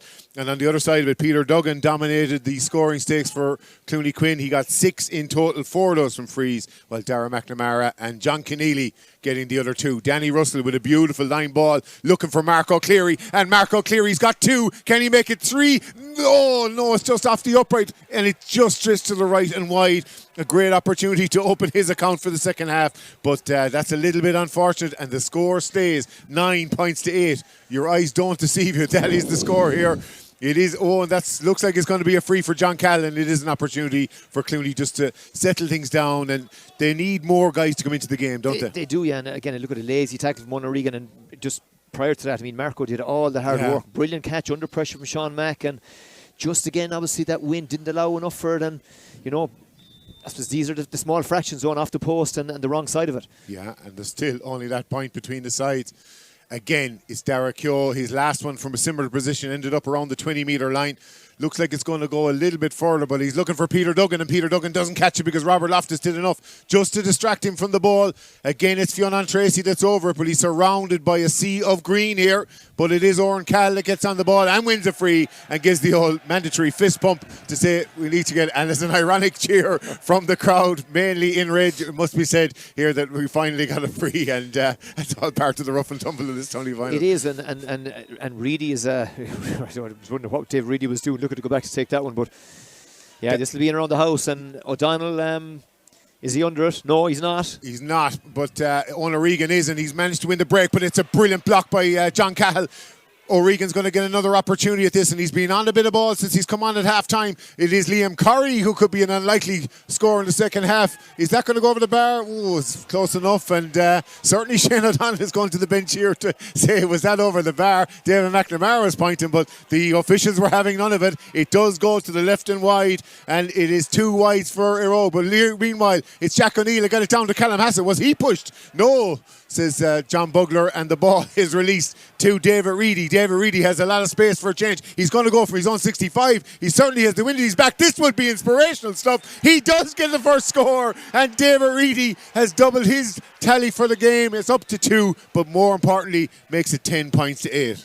Yeah, and to me now, this now is when Eire, tack on another 1 or 2, stretch that lead out, and suddenly Clooney, are under pressure, but great score from Reedy. Yeah, and it's John Keneally, one of those scorers outside of Peter Duggan, and he's going to go for it again, but this time it's going to go a little bit short and a little bit wide, and there was a bit of an after pull there. Did any of the umpires see it? Because there was a little off the ball between Dara McNamara and Fionn Tracy. It's going to be dealt with here by John Bugler, and we're going to see if there's a bit of theatrics going on, or was there an actual strike there. The umpires were busy kind of raving white, so I don't know. No one had their hand out to suggest that it was anything untoward, but we're about to find out here from John Bugler. But very, very important now for Clooney to try and get back into this game now and kind of get a foothold outside of Peter Duggan, really. Yeah, and listen, it's only 1 score. You know what I mean? It's not like there's any need to hit the panic button. But what you don't want now, as I said, is this lead to go to 3 to 4 to 5, and then the game is kind of getting away from you. But the win seems to have died. And Clooney, to be fair, it's not like they're under, savage pressure at the full back line either on their own end. Yeah, and Jared Collins gets the puck out. down the line here to Shane O'Donnell. He was very, very close to the line there, but managed to keep it in. Something going Eire Og's way, and he looking for Danny Russell inside. Danny Russell's got Evan Maxted for company and manages to dispossess in the first time, but that's a great little reverse flick from Danny Russell. Can he get into his hand? There's going to be no cheap freeze here, that's for certain. Fionn Tracy, nothing happened at the other end, so it's going to be what's going to be a bit of a scramble here. And can Clooney Quin come out with the ball, or can Eire Og get a chance? It's Marco Cleary. Marco Cleary has the ball. He's got Charlotte Collins in front of him. He's going to have a shot at the post. That's not going to make it because Cillian Duggan has it. It's a little bit short. He's had one that hit the post. He's had one that a bit short, and already you can see there's a lot of nerves here jangling along because there's only O'Donnell with a tackle on Jimmy Corrie. And he does win the free. For a second I thought that John Bugler was going to let it go. I suppose it was a little bit over robust. Yeah, probably the type of tackle that would have gone unpunished maybe in the county match, but yeah, O'Donnell just showing his physicality and his strength there. But the problem for Clooney now is Aaron Fitz is just sitting back there as a protector. Reads it well, and Clooney making a change. Yeah, Dannon Fox, who was injured and couldn't take his place, was never present before that. Sam Scanlon's coming off. He scored 1-1 in that semi-final, and unfortunately didn't seem to be his day today. Dannon Fox is a lively character inside there. He's quick, yeah. He will certainly add a little bit to this Clooney Quin attack, and they'll need every one of it because Peter Duggan has got 3/4 of their scores so far. They're going to need a few more heroes to stand up before this game is out. But speaking of heroes, here is the current National Hurler of the Year in Shane O'Donnell. He gets the ball off to Robert Loftus. He gave him a lot to do though, because look who's back here in his own half-back line. Callum Hassett, who lined out at full forward. Is just one of those games you can find anyone in any position, and John Keneally is a proof of that because he's already scored and looks like it's going to be his second wide, or the exact same position as it was just a few minutes ago. So it's as you were here. It's 10 points to 8. Dara Stack getting it underway. He's got options left and right, but he's going to go long down the left, and that's where Marco Cleary's going to give an option. He's beaten Sean McNamara to the ball.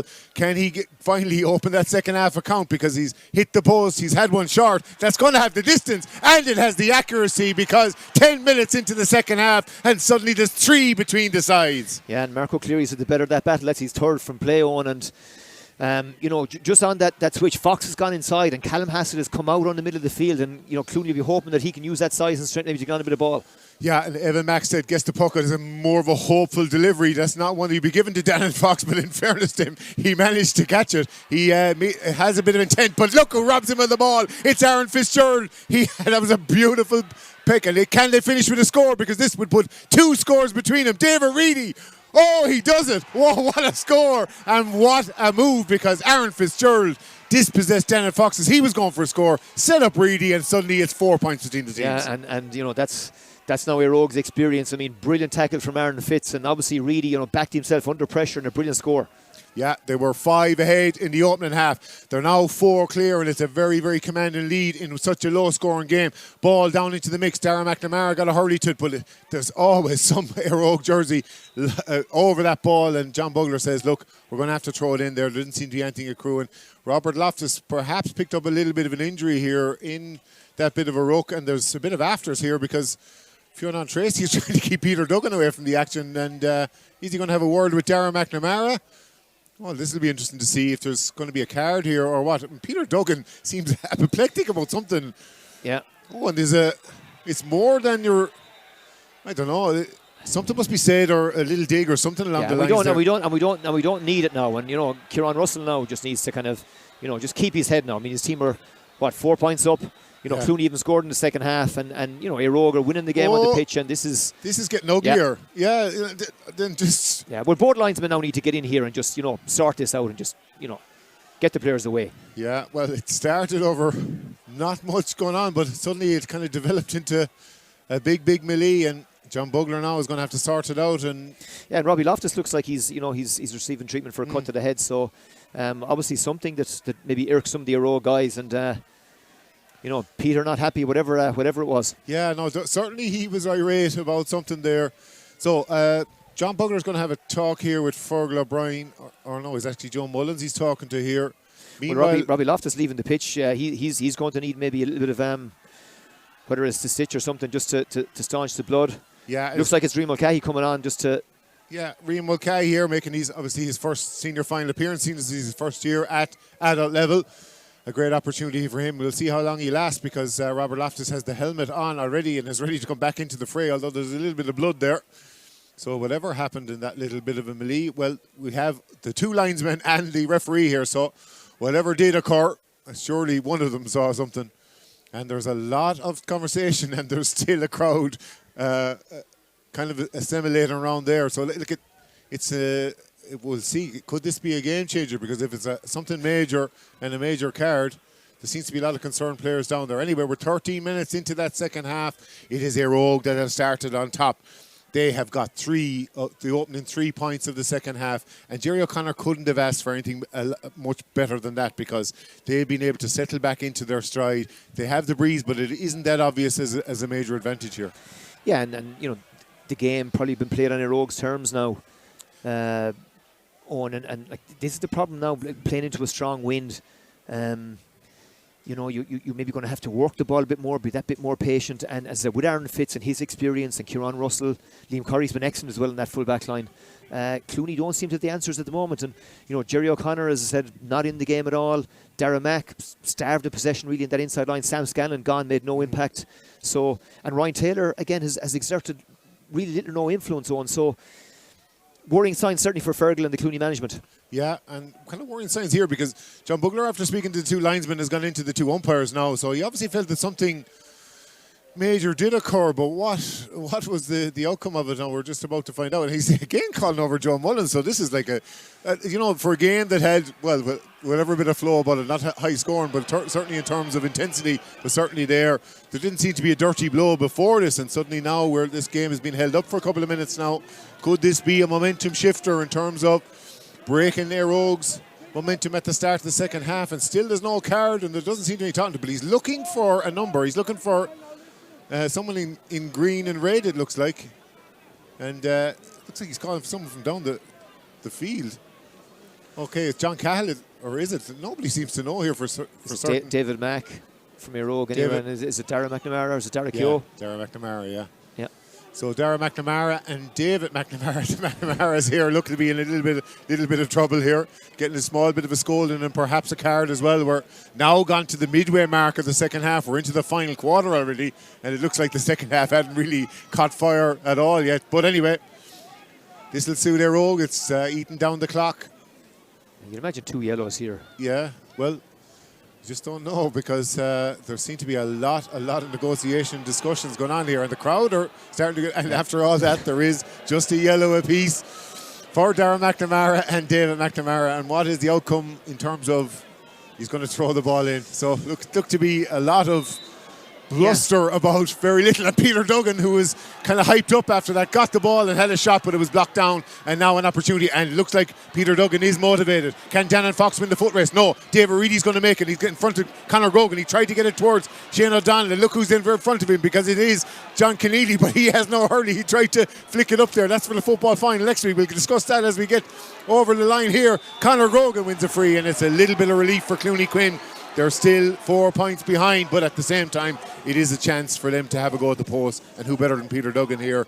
They're just going to need a score here. You're 16 minutes into the second half, and you haven't got off the mark. It's kind of a worrying trend. That tells its own story, and there's, you know, even Peter and his power and strength. This looks to me like he's inside his own, his own 65. Yeah, it's a tall order. You need I think a house or whatever, a cannon to get it over from here, but. Well, certainly if anyone's going to do it, it will be Peter Duggan. Dara Keogh, from a similar position, got it only as far as the 20-metre line.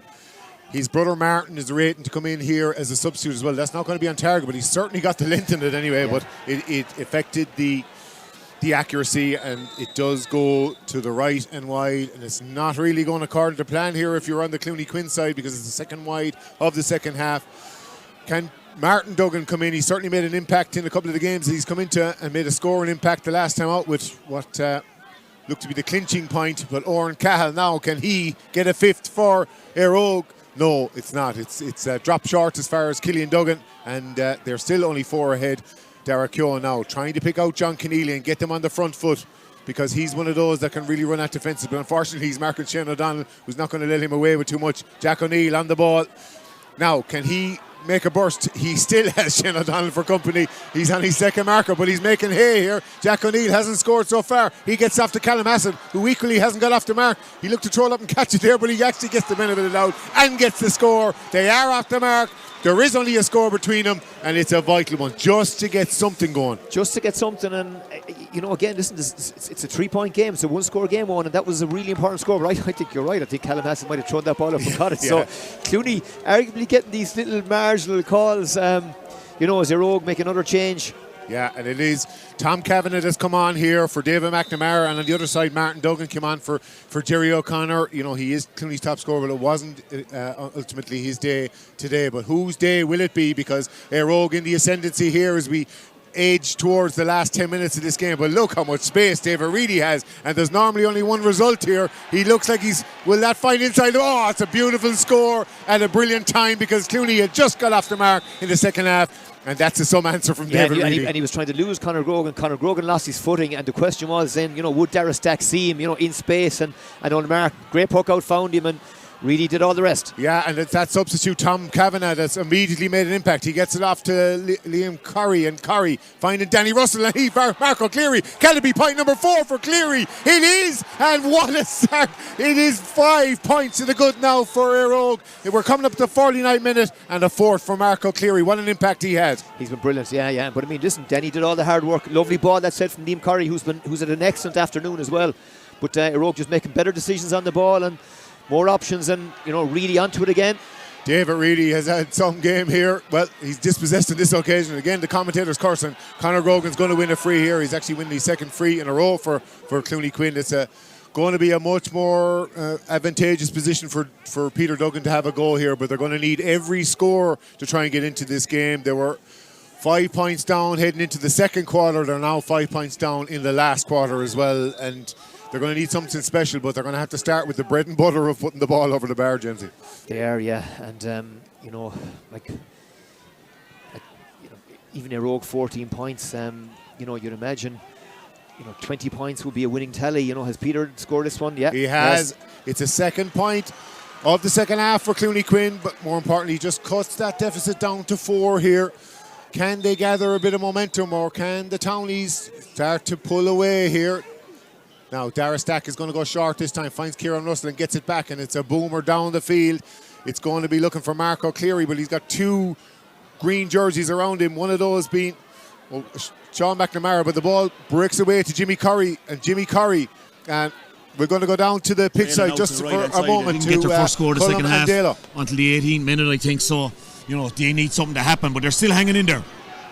Okay, let's head back up to the commentary gantry to James O'Connor, but first, Owen Brennan.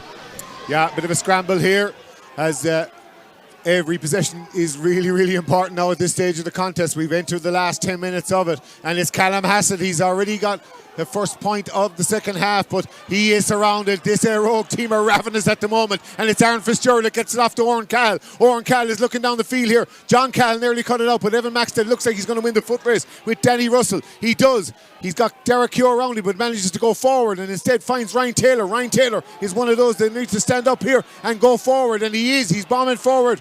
Kenny's gone past the 65-metre line. He's got Conor Grogan outside of him. Conor Grogan inside the 45. Gives it back to Ryan Taylor. They need a score, but it's blocked down superbly by Jarlath Collins. Collins gets it again here. And it's Eire Og that break away, and every little bit of momentum is massive at this stage of the contest. Owen O'Regan is under this one, but it is going to be Clooney Quin to pick it up, and Jimmy Curry has it. He looked to be fouled there, but we're going to play on, and it's John Cahill. They're just looking to get a small bit of daylight here. A chink of light for, is it going to be John Cahill? That's going to go to the left and wide. But Peter Duggan keeps it in, and Martin Duggan, the shot is saved. Oh, what a save. Oh, it looked to be drifting wide, but Peter Duggan, someone got a hurley out there. And Martin Duggan, could that be the turning point of this entire game, James? Oh, it looked like it was gone wide, and just, Peter, I suppose, got a hurley to it, knocked it back in play, and Martin Duggan did everything right. The shot was on target, and somehow, Eire Og body in the way, and Eire Og dodging a bullet. And listen, this is a hurling match, let's not forget this. Things can change in the blink of an eye, and Eire Og riding their luck a little bit and dodging a bullet. Absolutely. Dara Stack, the hero of the semi-final against Kilmaley, had to be really, really alert there as well to make sure that the Duggan brothers didn't pull this game right down to the wire and make it only a 1-point game. It's going to be a 65 anyway for Peter Duggan to make sure that there's only 3 points between the sides. Heading into what is now 7 minutes of normal time remaining. Rian Mulcahy is going to come on as a permanent substitute just in a few minutes' time, but we're going to wait till this 65. No, John Bugler says let's go for it now. And it's going to be Darren Maroney that comes off. And Rian Mulcahy is going to make his way on. The 2 rookies, one replacing the other here as we're heading into the 53rd minute. Darren Maroney was on a lot of ball in the second half, perhaps not maybe as influential in the second, but certainly had a very, very positive impact here, and he'll be starring for the footballers next week as well, so maybe they have something like that in mind as well. It's 53 minutes on the clock. If any score was more vital for Clooney Quin, this is it. A 65 from Peter Duggan. He has arrowed it just inside that left post, and it does pull it back to 3. And as you just pointed out, anything can happen here when there's only one score between the teams. Well, anyway, we're going to wait here because Ulick O'Sullivan is going to come onto the field for Dara McNamara as well. The change has been rung here just to see can they just unlock something a little bit different. You're just looking for now for a bit of energy. And again, Dara Mac, it's just this was really not his fault. I mean, you play on that inside line, you're really dependent on the ball coming in. But, you know, Ulick is quick, you know, fresh legs and you know, certainly worth rolling that dice, I think. Yeah. Well, we're heading in now, and it's going towards Mark O'Cleary. And Mark O'Cleary, it's Sean McNamara's brother that gets that little flick down. Now, who's going to win this ball? It could be vital. Oh, 2 Eire players kind of ran into each other there with Charlotte Collins and Danny Russell. That's just such important. But look who has the ball. It's Peter Duggan, one-handed. He is bursting out here. He's inspiring his side. He has certainly been the perspiration and inspiration. And if he can put this one over, he can. He can. Right back into it. And that is, if you're talking about inspiring and showing leadership, that is the epitome of that. That is like, listen, I'm going to do this myself because, I mean, you know, he clearly didn't fancy it. I wasn't going to give it to anybody else. And, I mean, that's the type of score. If that doesn't lift you, I don't know what will. Yeah. And Fitz almost took too much out of it. Has Robbie Loftus there an option? And it's only 2 points between the sides. It looked like Eire were pulling away, but Clooney just hanging in there. But can they hang in to see Shane O'Donnell and shrug him off? He's already got a point. He is dangerously looking towards goal. He's been pulled around. Can he get it? He just scores a point. I don't know if John Bugler had the whistle blown or not. It was very hard to hear. He is given the point. Yeah. After all that, but Shane O'Donnell slalom through the defence there. He said, if Peter Duggan can do it at one end, I'm going to do it at this end. This is just a fascinating contest. 3 points between the sides. But on 3 years ago, Eire, you know, didn't put Ballyea away, you know, and paid the price for it ultimately. And, you know, they've got now to make sure that they don't repeat that mistake. The next couple of minutes, in particular the next score now crucial as Taylor is heading for goal. He is, and he's certainly got the legs to do it. Can he get his first score in this contest? No, it seems. Just to the right and wide. And just not going over for Ryan Taylor today. It's a 3rd wide of the second half for Clooney Quin and a 9th overall. So they're heading towards the double figures. And when it's so close, every one of those will be scrutinised afterwards. But that is for afterwards because we're still coming into the final minutes here. And Mark O'Cleary got up highest, but he certainly got a hurley in behind him from Sean McNamara. Tom Kavanagh has the ball. He's surrounded. John Bugler's not interested in any of those today. He's saying, look, it was grand. There was no problem with that. We need a bit of physicality. Looks like a free to me. And again, even Marco having won the ball, I thought might have been fouled. So it looks like he's down. Maybe look at a bit of cramp. Maybe getting a bit of treatment here. Peter, I think needs a replacement helmet or something. He's coming to the sideline now. Yeah, look, it's just all happening at the moment. It's very, very frantic down here because 3 points between the teams. Oh, and he's saying, okay, Peter, you're all right. That helmet will do. He's now free on the, if he can get that ball. Ryan Taylor's looking to shrug off too. Robert Loftus brought him to ground. That definitely was a free, if any one of them was. And now Peter Duggan has the opportunity to put inside. And now that Martin is at the edge of the square, his brother, he does provide a target in there that they didn't have outside of Peter. He does, yeah. And again, you know, we saw it the last time that Peter, we didn't think he'd have the distance, but he wasn't far away. So Martin, this should be dropping into the vicinity. Yeah, and it's Aaron Fitzgerald that is picking up Martin Duggan here at the edge of the square. No, that's not going to reach him, but it's not going to go far away either. And it is Martin that's underneath it, but he doesn't win it cleanly. Well, initially anyway, because another ruck, surprise, surprise. And this time, to pulling down is Ulick O'Sullivan. And a couple of these rugby tackles going on. And there's going to be another substitution here because it looks like that it's James O'Dwyer that's going to come on here. A couple of substitutions for Rogue. They're going to have to run the bench here. As I mentioned already, they didn't make one substitution in the 2022 final, and there's been a bone of contention here for Jerry O'Connor in the last couple of years. They've rectified that for certain because they have certainly run the bench. They're going to wait for Niall McMahon to come on in a few minutes' time. Meanwhile, it's Dara Stack has the ball. He's going to hit a free here. They're 3 points up. There's only 2 minutes of normal time remaining here. What can happen here? The ball in the mix is down towards Shane O'Donnell. Can it break inside for Danny Russell? It can't. Not for the moment anyway, but there's still a lot of bodies around there. Who's going to come out with the ball? Evan Maxted is the answer. He ran into trouble though immediately. Danny Russell now does have the ball. Now it's gone off to James O'Dwyer. That's brilliant play from him. The foresight to get it away, and Reedy, he's moved one way, he's gone the next. Can he be the one to put it over the bar? Brilliant. He can. Oh, that's a beautiful piece of play from David Reedy, and suddenly now there is 4 between the sides, and that releases the pressure valve a little bit. That's a massive score, and Reedy, you wonder did he take a little bit too much out of it, but just that little bit of experience, cuteness, made the space for himself, and more importantly, finished it. Yeah, and it's now Clooney, they're going to have to really, really work for this. We don't know how many minutes of injury time, and there will be a couple because of that melee, the ruck, and the bit of a discussion that went on afterwards. So there's going to have to be, you'd imagine, 3 or 4 minutes, but we won't prejudge that for the moment because there's still 90 or 80 seconds of the game to go here of normal time. And look, it's Derek Keogh over the ball, or it's not Derek Keogh, it's is it John Cahill that's over the ball here. Now going to try and get this line ball in towards the edge of the square. Just a bit of a hold up here, and it's a beautiful ball inside going towards Peter Duggan, but that is cut out by Robert Loftus. That is a brilliant piece of play, and he's going to release it here to James O'Dwyer. O'Dwyer, he's just going to hit this down the field and just get that little bit of relief down towards Danny Russell. He's followed by Evan Maxted and Dara Keogh, but it is Russell fighting for his life here, the oldest member of the Eire team. Doesn't get his hands on the ball, but is doing enough just to keep it down here into the corner. That's good enough for a team that are 4 points to the good like Eire. John Keneally looked to be fouled on the way out, but he's still going to have to play this one. And Derek Keogh looking to play it over, and it's going to be Killian Duggan that's going to get on that ball.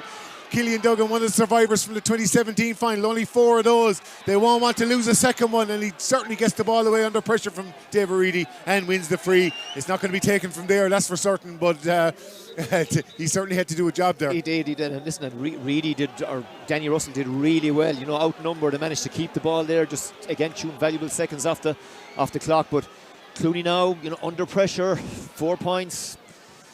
You know, you'd argue they're like, obviously goes without saying they need a goal on, but they need a score of some description to reduce it to a 1-score game. Yeah, Trevor Lee here on for Callum Hassett. Maybe you should be thinking about the man of the match selection as well, because we have that coming up now in a couple of minutes' time.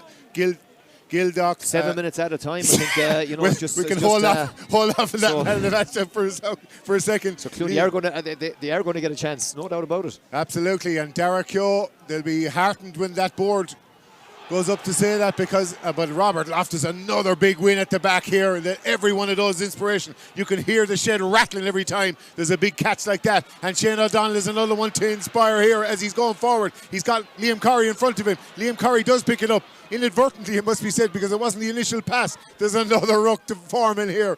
All these rucks are suiting their rogue. It's Owen O'Regan, the half-time substitute, can't get the ball away, but does win a free. And it is a chance here for a rogue to put it out to 5. And that's a big free. Yeah, and Owen O'Regan did well there. But again, Robbie Loftus has been outstanding for Eire in the Eire half-back line. And, you know, we talk about man of the match. He's certainly going to be in that conversation. Liam Curry as well has had a fantastic afternoon for Eire. You know, tracking obviously the man out the field.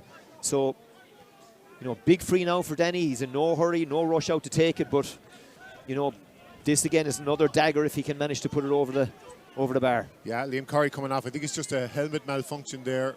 So he just has to go off and literally just turn around and go back on again. I'm not sure if that's too legal. I think you have to wait for a play to go by. But anyway, there isn't too many plays left. There's going to be 5 minutes here left. We're into the 62nd minute. There's going to be 5 more, it seems. Danny Russell has the opportunity to put 5 between the teams once more. He's about 65 metres out. Is that going? Oh, it's gone to the left and wide, and you kind of putting your house on him at this stage. And Danny Russell is adamant, and it did go over, but the official said no, and that's all that matters here, because It's still only 4 between the sides. A manageable one considering the time limit, but Eire Og on the ball again, and everything seems to be going their way at the moment. Aaron Fitz just relieving the pressure. Oh, it's a bit of a mix-up between two Clooney Quin players. Shane O'Donnell trying to move it on. Danny Russell does. You don't see too much ground hurling this time, but when you're in this sort of a pressure situation, anything is possible. Now John Cahill, can he get the ball away? He's tackled late. There's no advantage here even.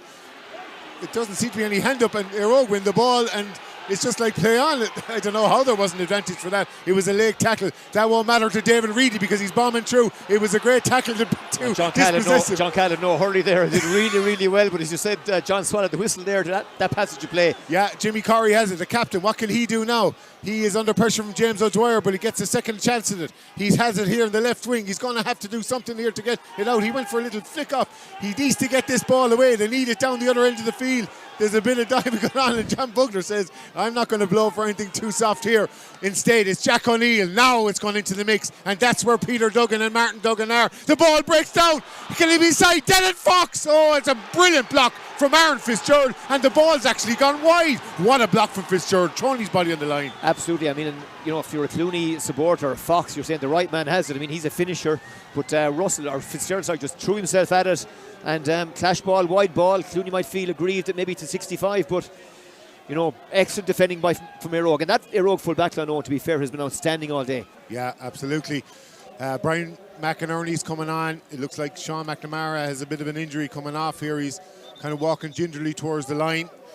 That's not going to matter too much on the scoreboard for certain, but certainly Brian McInerney is one of those survivors from 2017 as well. Now Dara Stack getting it down the field. 4 points between the sides. 3 minutes of play left. What can happen here, because Dara Keogh has the ball. Oh, it's a really percentage stuff at this stage because that kind of flicked off a couple of hurleys. Oh, it's great commitment from Ulick O'Sullivan to try and get the ball, but it's Owen Cahill that picks it up, and now Eire Og go again, and it's Liam Corrie, and they're going to fire it down here. What a foot race here between John Cahill and Marco Cleary. It's a brilliant contest. He's got no hurley. It's been a feature of the second half here. Marco Cleary is still going the ball and actually wins a line ball because Evan Maxted hits the ball on the play, and again Marco Cleary just doing phenomenal work there without a hurley. Just brilliant stuff. And we've seen that, in fairness to both sides, unbelievable commitments. And Eire Og, maybe that's been a question mark in the past. They've certainly answered it today. So Marco, no hurley, and somehow managed to win the line ball. So, Danny Russell doing does the dirty work as well as getting scores at the other end. Danny Russell does have the opportunity. He's certainly going to go for it. Yeah, he fenced it. There's no one in the full forward line, so no, it's not going to be. That's not going to be anyway. That's for certain. But anyway, it eats down the clock. We're down to 2 minutes now. 2 minutes of the 7 remaining, and that ball out towards Trevor Lee, but he's surrounded by red. Liam Corrie breaks the ball for David Reedy to pop it down towards Danny Russell. Danny Russell gets over Evan Maxted and managed to pick up the ball, but no, Evan does well just to spoil him for a second. But this is perfect for Eire Og. It's down in the corner for Clooney Quin here. And even if they get the ball, they have a lot of work to do to get it down the other side where Peter Duggan is waiting. And it's going to be a free for Evan Maxted. Peter Duggan is getting impatient at the edge of the square, but he just hasn't got the supply, and that's down to Eire Og's pressure. He hasn't. And again, listen, Danny Russell, that's maybe not a bad free to give away at all. It just slows things down again. And, the ball at the wrong end of the field from a Clooney perspective. Yeah, we're now into the final minute. And it's Ona Regan that's going to come off here. And Niall McMahon is going to come on. What can happen here? Oh, Killian Duggan has made himself available on the right wing. He spent a lot of his career in the half-back line. He's going to certainly bomb this one down. He's got a fair puck in it. This is going to have to be, you'd imagine, nearly a green one at this stage. It breaks kindly for Oren Cahill. Oren Cahill is going to, he's followed by Peter Duggan, but he's going to have the legs here to go all the way. Oren Cahill, can he put the icing on the cake? Yep. He can! What a score! Took the ball from his own full back line, soloed all the way down the field and over the bar. And if you're looking for a clincher like that, that had to be it. That's it. And I think the better team, they've played the better hurling for the most part.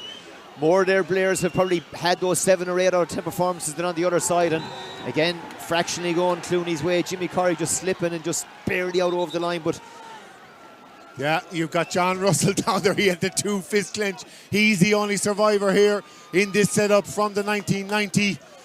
That 35-year gap has looked like it's finally bridged. It has been a long time coming. There has been final defeats in 92, 2000, 2022. Can it be finally Eire Og's day? The hugs and the kisses are down there already. And we're going to look for that man of the match. What were your thoughts there? It's the Liam O'Doherty building, it's Gildock are going to be sponsoring of the man of the match award here. Well, listen, I mean, you know, obviously more probably contenders on the Eire Og side than Clooney. I thought Robbie Loftus was absolutely outstanding for Eire Og in the half-back line. Liam Corrie, I thought had a brilliant afternoon, but 4 points in play and obviously involved in some other stuff as well. Marco Cleary, almost a quarter of Eire Og's contribution, and you know, I thought he was fantastic for Eire Og and got those scores when they needed him. So Marco Cleary, man of the match. Gildock, Liam O'Doherty, building construction. Man of the match is going to be Marco Cleary, and well deserved here. And another man that's a big influence is Aaron Fitzgerald and David Reedy. And here they come out with the ball. It's like the charge. They're waiting on the whistle. They're lining up here in the sideline. Can it be finally? Can it be the Eire Og to win it? He's had another look at the watch. They're praying for him to blow this final whistle. Now, it is. It's all over. Eire Og are the 2025 Clare Senior Hurling Champions. And look at this for a pitch invasion. They have finally done it. 35 long years have finally been bridged. And they have done it. The town is going to be painted red tonight. That's for certain. And you'd have to say, for the likes of the Aaron Fitzgerald, the Kieran Russells, even the Shane O'Donnell and David Reedy, this has been a long time coming. 10 knockout stages in a row, and they finally get over the line. Yeah, and listen, full value for it on, and listen, you know, credit to them. And my father passed away. I mentioned that on Thursday night earlier a few weeks back, but he always had a soft spot for Eire Og and the town of Ennis. And you know, as it's 35 years, and hurling in Clare, I think needs Eire Og and needs a strong Eire Og, and particularly for, I suppose, David Reedy and Shane O'Donnell and the contribution that they've given to Clare over the years. On top of course, you know, Aaron Fitz, as you said, and you know, those other long, Danny Russell, Kieran in the full back line. I think Jerry O'Connor maybe might have been down with Cullum. Yeah, we're just going to go down with Cullum at the moment because he has the victorious manager, Jerry O'Connor, with him. Thanks very much, Jamesy, and thanks very much to Owen as well. Jerry O'Connor, the winning manager, here alongside me. The cases are coming. Jerry, I think that reaction sums up a wait that's been stretching back to 1990. Yeah, look, we were magnificent today, and so were Clooney. It was a real claustrophobic game, very tactical. But listen, when it came to it, we just kept battling. And I thought when the 7 minutes were called, I was just wondering how the hell we were going to hold out. But our subs again contributed, and that's been our mantra all year. We've built a panel of 20 players. We got all 20 on the field again today. You had that blistering start, could have had 2 goals in the first 15 minutes. Yeah. Peter Duggan single-handedly almost bringing his side back in. What a performance. We know what Peter's capable of, and to be fair, Ryan Taylor was also very effective. We were trying to get to grips with the two of them, but ultimately we just got ahead and we stayed ahead. Once we got that cushion of 4 or 5 points, that made a difference for us. I know, it's a team, it's a squad. We have to talk about David Reedy's performance though. But look, David Reedy has been an unbelievable captain all year for us. But the work rate, the man, I don't think he can actually walk for the last 5 minutes. But it's a very emotional week for us with the loss of Bernard O'Brien and the impact that it had on the squad. But it galvanised us, and we gave a huge performance here today. Okay, what does this mean for the club? It means everything for the club because we've been investing heavily in youth and in our academy for the last 10 years, and this is the fruition of that 10 years. And I must say, again, we talk about the big name players, the big county names, but young Loftus, for example, at wing back, and lots more beside. Marco, Robert Loftus, Fionn Tracy, all our young guys were outstanding today. Okay. Listen, it has been an emotional week. It has been the perfect ending. Jerry, thank you very much for that, and join the celebrations. Okay, that's Jerry O'Connor there, the winning manager. I have Anthony Daly here alongside me. We're Dour struggle, Colin, but it doesn't matter. No one in Clonrodmore will care. The cannon is going back there after 35 long years, and you can see the scenes here. They're absolutely elated, and you know, they had some outstanding performance. Their defence especially was really, you know, only 4 points in the second half for Clooney. Like, so I mean, you know, their defence was outstanding, and up front in the boy beside me here, Marco, and David were outstanding, and they put up the big scores. Young Marco, congratulations. What's it like to be a Clare Senior Hurling Championship medal winner? Unbelievable, like things you dream of, like. Oh, a lot of nerves now coming into the game, but luckily we got over the line. Okay, what was it like for you, as you said, the nerves that build up to this game, hearing all this talk about 1990? You're only a young slip of a lad. Yeah, like when you're young, like there's not as much pressure as like Danny or Sod has, like, so we kind of just go out and enjoy the game, like whatever happens. Like I have another 20 years of this, like. You come from a rugby background, you know, talk to me about the switch from rugby to concentrating full time on the hurling. Like the physicality and everything, it just carries through, like, but obviously a bit more skill has to be done, like against the wall and stuff, just sharpen up your touch, like, yeah. Okay. And what about the rugby journey for you now? Is hurling now the number one? Yeah, hurling's definitely the number one. Okay. Yeah. Talk, Anto, what have you to say to this man? He's top man. You gone to college? Are you still in Flannans? First year college now. First year college, yeah. He's outstanding Harty Cup this year, so. And I think you're today's man of the match as well, Marco. So, congrats, outstanding display. Well done, well done, well done. Well done, and Marco, enjoy the celebrations. All right, okay, we'll let him off, and we'll be talking to a few more players as the afternoon progresses. We were talking, Dalo, about that, a point in it at half time. We said David Reedy, Peter Duggan. It was the battle of the 11s. The first couple of minutes of that second half, all the frees were going the way of Clooney, Quin, and then David Reedy, after about 6 minutes, popped up a crucial score. Yeah, and they had maybe 3, if not 4 shots, and they faded to the right with the wind column, and they were massive really, because, you know, a long puck out from Dara Stack following on from that, and David then popped up, I think, with 2 in a row, and just pushed it out once it was gone beyond the goal. And their backs were really steady. I think that access of Russell and Fitzgerald at 3 and 6, and young Robert Loftus, I thought, had a massive game. They entrusted him with picking up Peter Duggan on the outside when he played in the half forward line. And for a young lad, a bit like Marco, I thought he was absolutely outstanding. And that was the point that Jerry made to us there, just about the importance of those young lads stepping up on the day. Yeah, they brought massive new energy to them, Colm, and you know, they have the diehards and the fellas that have been around for a good while, like this fella, but the really young lads, you know, they're just out of school. They've really made a difference and brought new energy to the whole thing. Okay, Oren Cahill, I'll tell you, you're a big man in looking on in the flesh, and when we see you alongside us, try and sum up that last 60-65 minutes for us. Just I can't even fucking, it's insane. Some of the young lads there, Loftus, Darmaroni, even Mulcahy, who played all year, came on today, did his job. Outstanding. I can't even describe it. Some feeling. What's it like helping to end a title famine, Oren?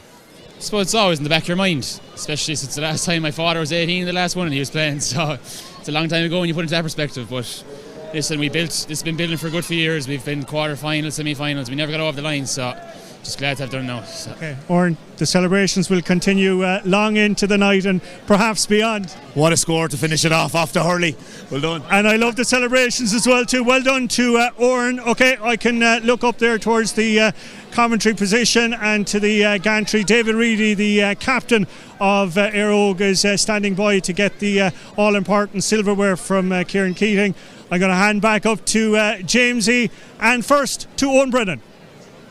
Well, we're waiting for David Reedy's speech here. Well, I can tell you, you notice by Cullum and Dale are getting enveloped by the crowd that the presentation is coming up. David Reedy didn't have much of a speech when they won the Division 2 league, but I can certainly, he'll be looking forward to this one. It is a magical moment for Eire. You heard there from Thierry O'Connor. He's involved 6 years over this team. It's been just a pursuit to try and get over the line. They've finally done it. Yeah, and I suppose that persistence has paid off. And you can see, I mean, there's so many, you know, Eire diehards out there that have kept the game alive in the town over the years, and you can see what it means to them. And look, at they were full value for Owen. I mean, I don't think anybody could you know, debate that they were the best team. They played a better hurling. More their probably big name players stepped up, and David Reedy, you know, was fantastic for Clare. Probably deserving of an All-Star nomination. Unlucky not to get one, but fitting into his season, and you know, delighted for him personally and for Shane obviously as well. Yeah, and it's, you can see a sea of red here that have come all around here, the presentation area. The presentation is coming up in just a few minutes, but just a word on Clooney Quin, because, you know, it's been a phenomenal, they won't think of that now, and obviously it's not easy to do it after the final whistle, but they've had a phenomenal year. Just to get to this stage has been brilliant. It didn't happen for him on the day, though. Peter Duggan aside, in fairness to him, he gave everything. He gave it everything, but listen, possibly a bridge too far, even physically, Owen. I mean, you know, the conditions, you know, maybe some of their younger players, you know, Jerry O'Connor, obviously conditions maybe that, you know, he struggled with the physicality maybe that Eire Og brought. Darragh Mack, you know, John Cahill maybe until the last quarter probably struggled again to maybe hit the impact.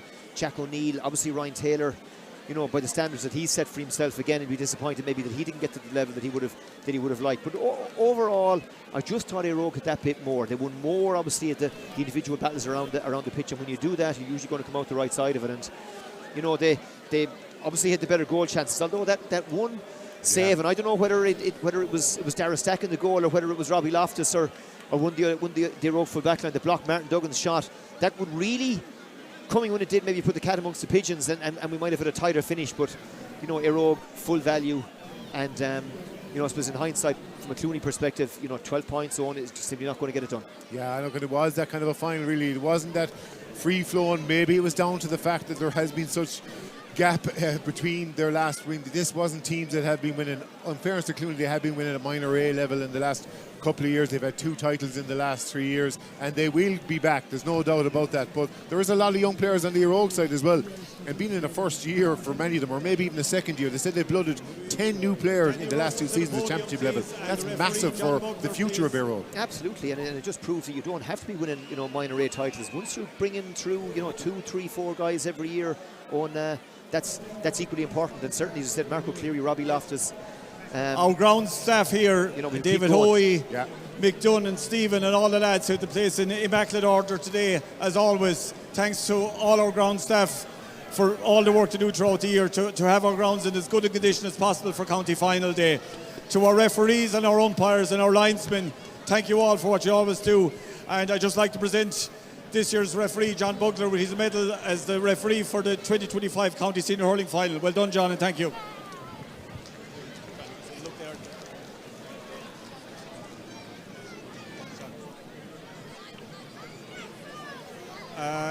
Danny Russell, I need you to the podium, please. Danny.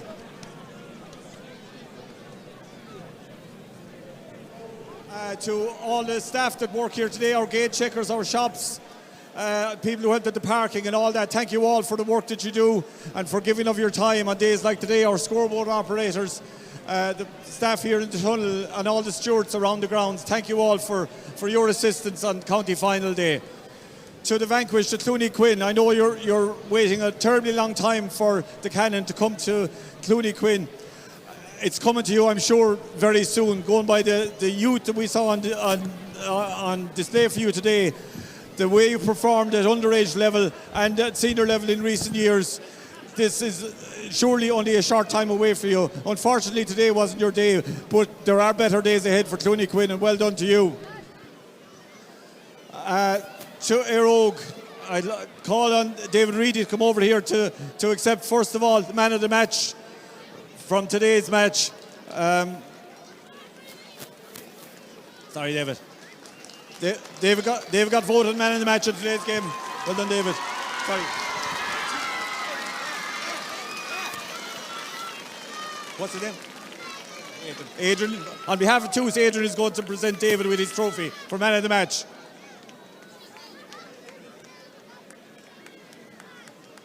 I've been calling Danny Russell. Danny, we need you here to collect a trophy, please. Danny Russell.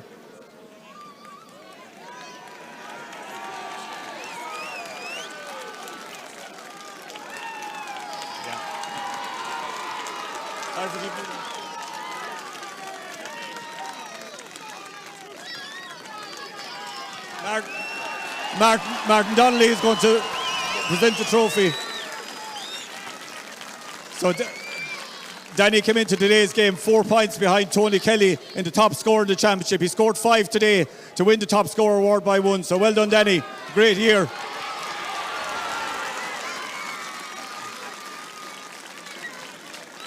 Danny, Martin.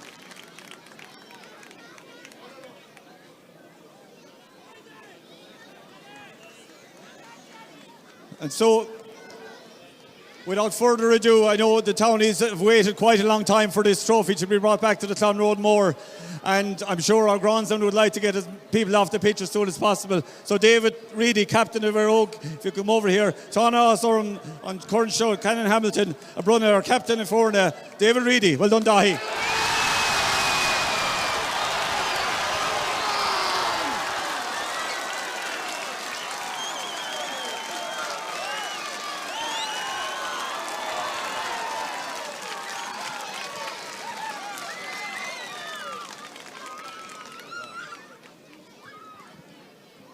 Wow. What a day. What a fucking moment. We finally done it!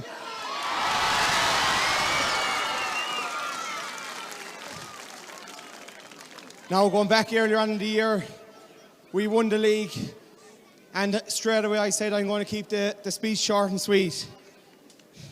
Well, not today. I'm going to fucking soak it in! In fairness, it's been a long 35 years since the Cup stayed in Ennis. We've grown up hearing stories, teams of old, heartbreak, again, the near misses. But today, we've made new history. Today, the cannon stays in Ennis!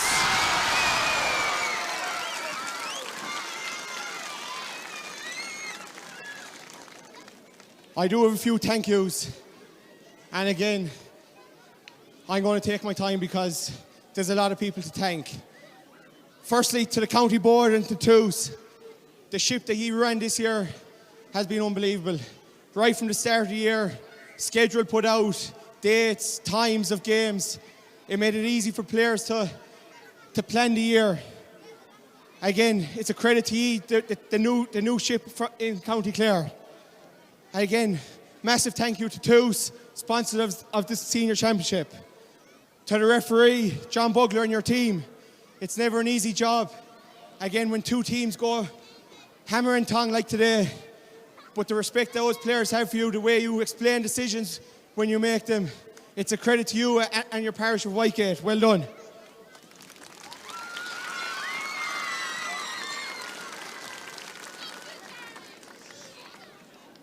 To our management team, again, I'll start at the top.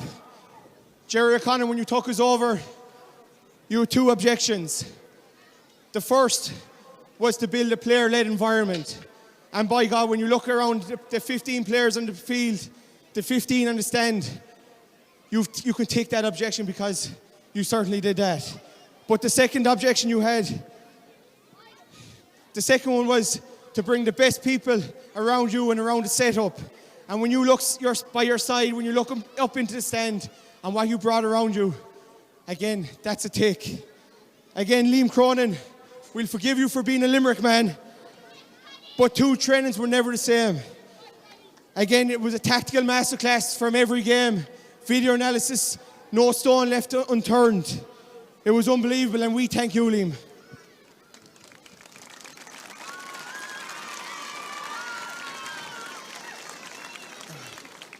Owen Tarrant, our S&C, the work that you've done with this group of players and a special group of young lads coming into the pen in the last 2 years, the way you built them into senior hurlers has been unbelievable. And again, we thank you. Ronan Keane, a club legend. Again, the way you think outside the box. Again, you brought a new lease of life to every single one of our us players. Again, training-based drills, never the same, always working on something, working on and it gave us the display we gave today.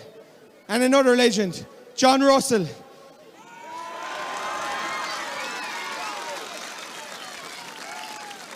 When you talk, we listen. You can hear a pin drop. There's no shit involved, and you're straight to the point. Thank you, John. Neil McCarthy, our physio. Again, you don't have an easy job with those group of players, but thank you. Our stats team. There's a big group of you. We don't always agree with your figures, but again, you give us the standards to drive it on. Again, we have a few unsung heroes in the backroom staff. The first one's to training, the last one's to leave. We thank you, Darragh O'Rourke, Conor Malone, Ciarán Daly, Jack Walsh.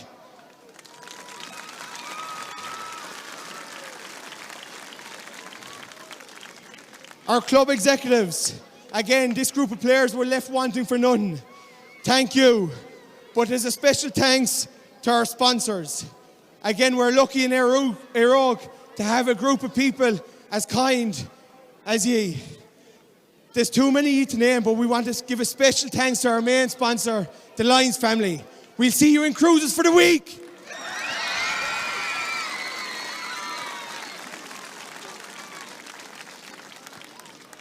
To our families, our parents that put hurleys in our hands, the girlfriends, partners, wives, children who put up or missed nights out, missed weekends away. Thank you for your support. This cup is yours too.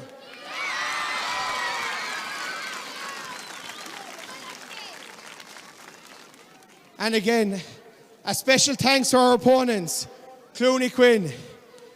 He brought serious fire. He brought serious work. He drove us straight to the last minute. You're a credit to your parish, you're a credit to your club. We have massive respect for you. Fair play to you, your time will come.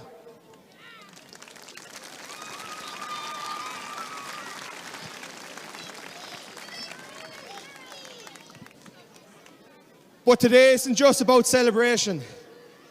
It's also a day about real emotion for our group. Last week, one of our own lost his brother, Bernard O'Brien. On behalf of the team, on behalf of Eire Og, we want to send our love and support to Darren and all the O'Brien family.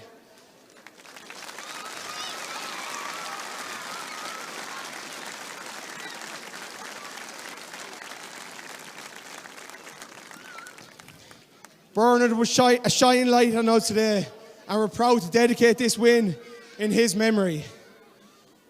Nearly there, lads. To all the players, lads, we've done it.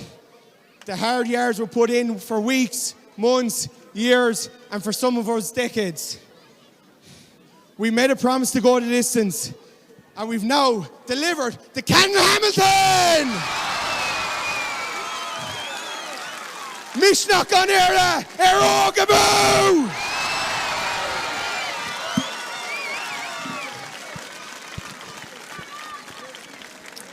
Well, David Reedy there, the Canon Hamilton is staying in Ennis, Jamesy, and just the sea of it, you can see the emotion there, particularly the older people in the crowd. It's been a long wait, but obviously well worth it when you see David Reedy lifting up that cup finally. Yeah, and I suppose, look at their challenges. The GA facing Ennis, that smaller clubs maybe don't have to deal with, and it hasn't been easy maybe to keep that flag flying, and Eire Og maybe got a bad rap over the years, but it's testament, I suppose, to the work that's been done in that time frame. And I think the fact as well that and David mentioned in his speech, like, that so many young players have been brought through, without maybe necessarily huge underage success behind them, but those players made the difference. And I think Colin might just have one of the older Eire Og heads down now to have a quick word with Ciarán Russell. Thanks indeed to James, and to own the celebrations here alongside us, Ciarán Russell. Who's this up on your shoulders? This one is Quin, and this is Rian. Well, they must be very proud of you this afternoon. What is it like to be a county senior hurling champion? Yeah, I think it's quite surreal, to be honest with you. You can hear in the background there.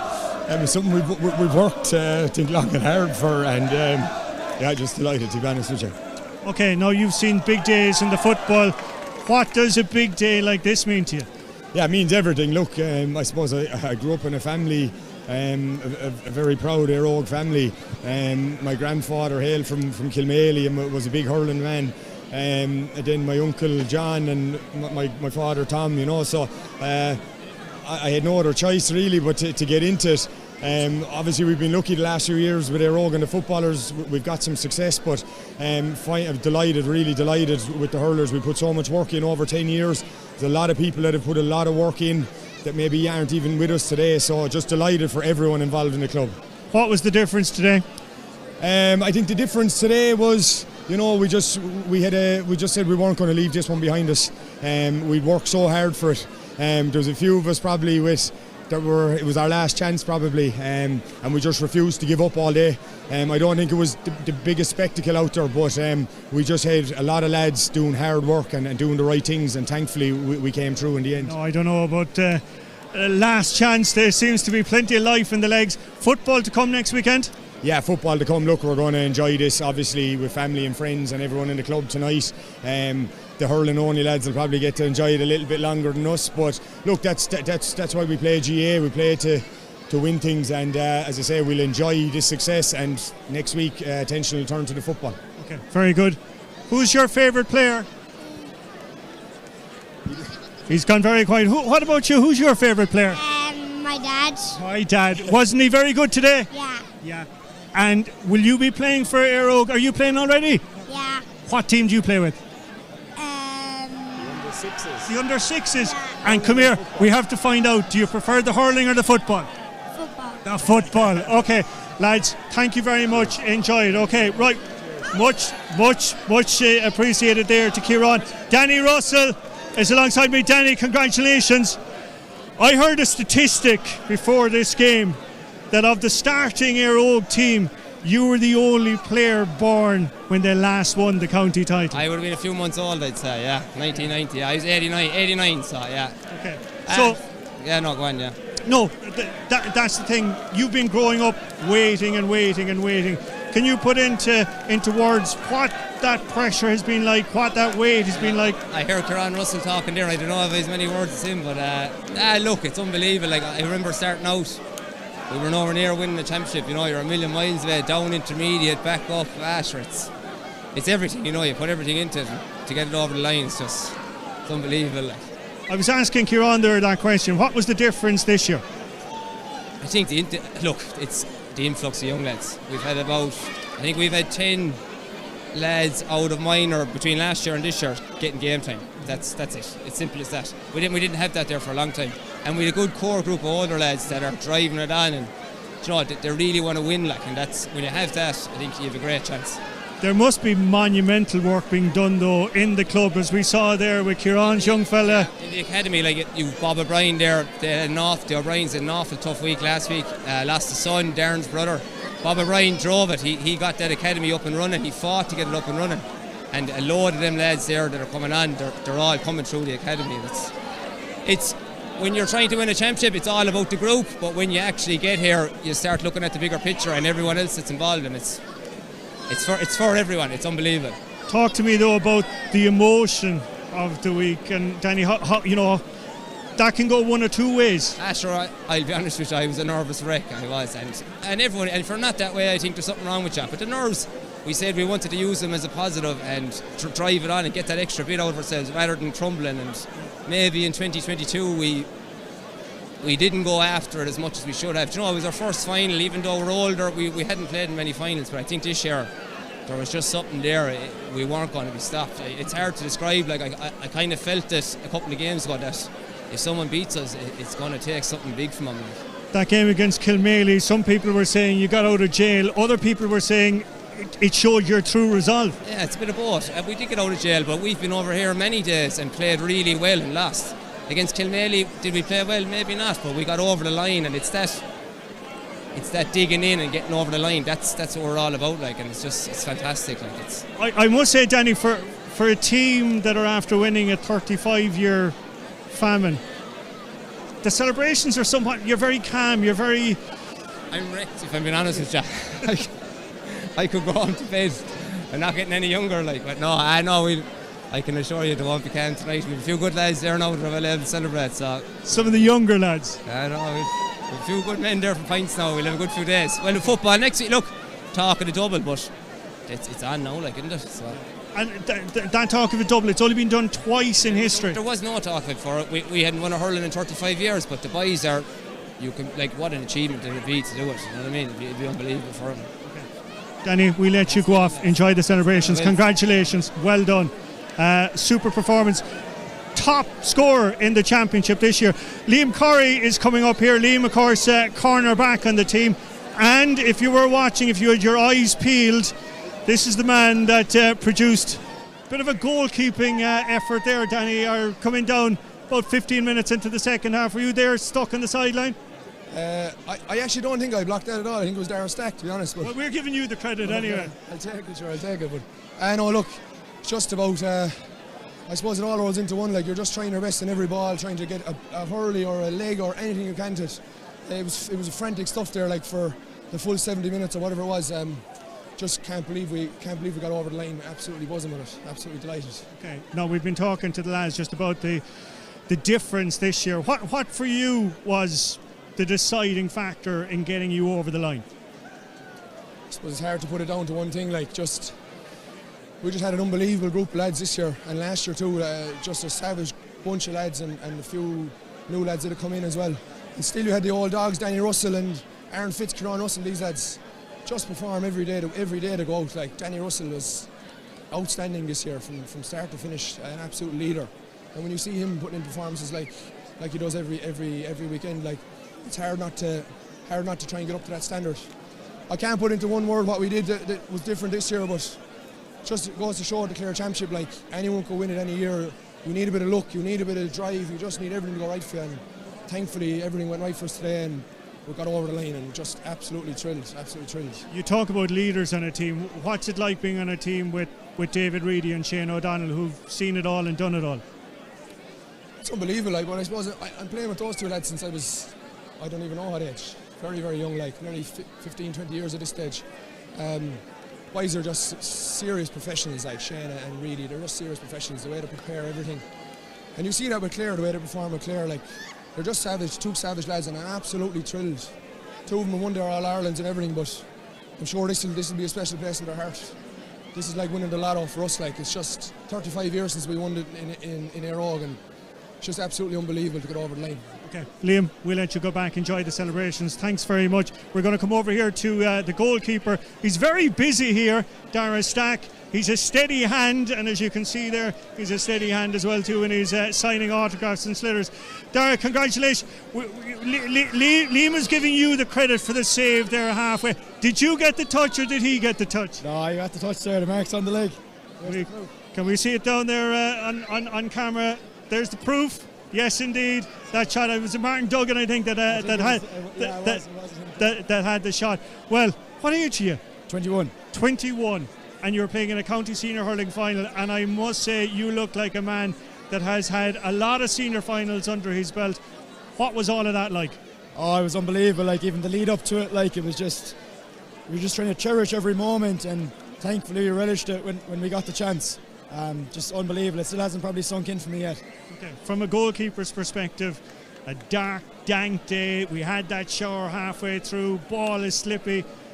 How do you keep cool? How do you keep composed in those kind of conditions? I was actually delighted with the weather conditions, to be honest. I thought it'd be worse. There was a bit of a wind there going into that goal, and it stayed dry, to be fair.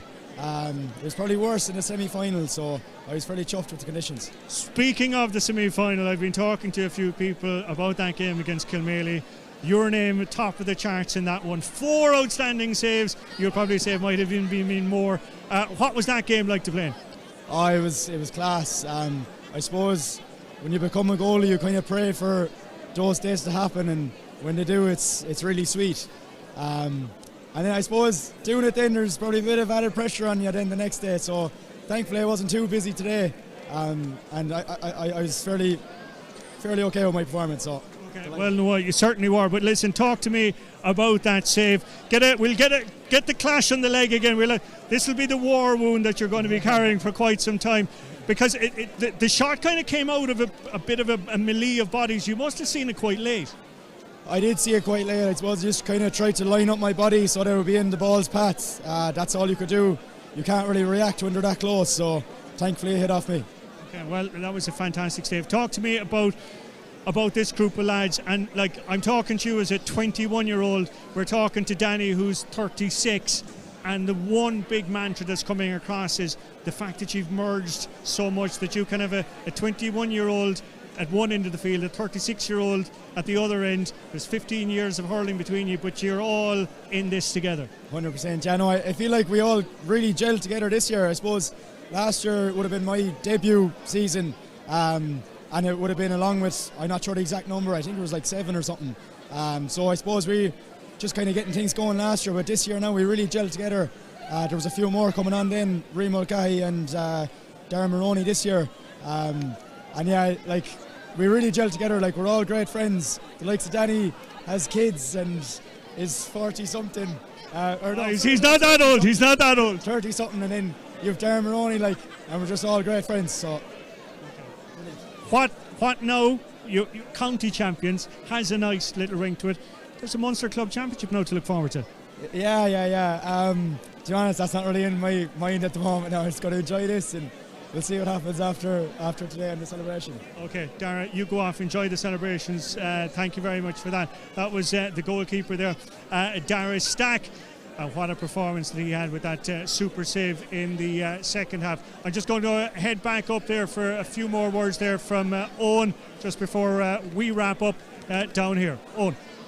Well, thanks very much, Colm. Interesting that you were talking to Danny Russell there, the only player that was born when the Eire Og last won the title in 1990. Well, now they have 30 plus new heroes to look forward to in the future and the present, of course. They are the county champions, and one of those for the future and for the present is the Gildock Liam O'Doherty building contractor man of the match in Marco Cleary. Congratulations to him. Congratulations to Eire Og. Our thanks to the sponsors in Liam Cleary Auto World in the Kilrush Road in Ennis.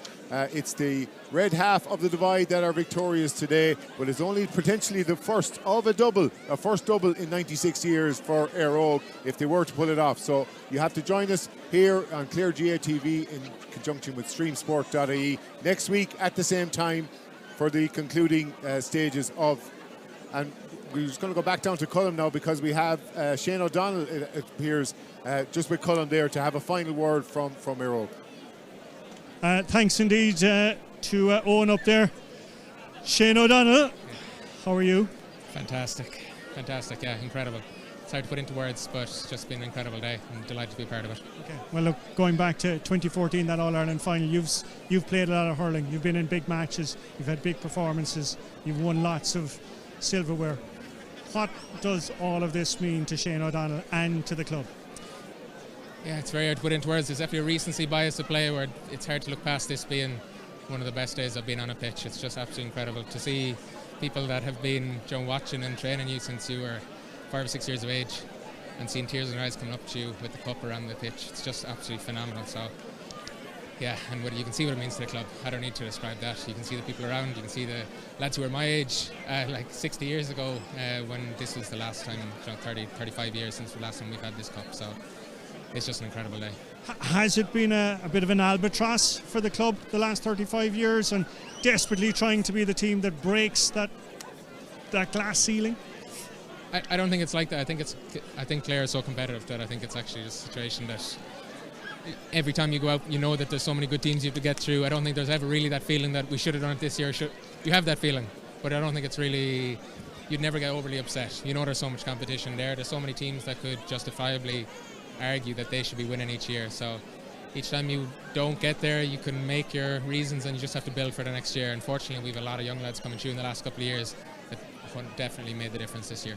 Well, you're holding on to the Canon Hamilton trophy. Worth every second of the wait? Yeah, absolutely. Yeah, it's been phenomenal.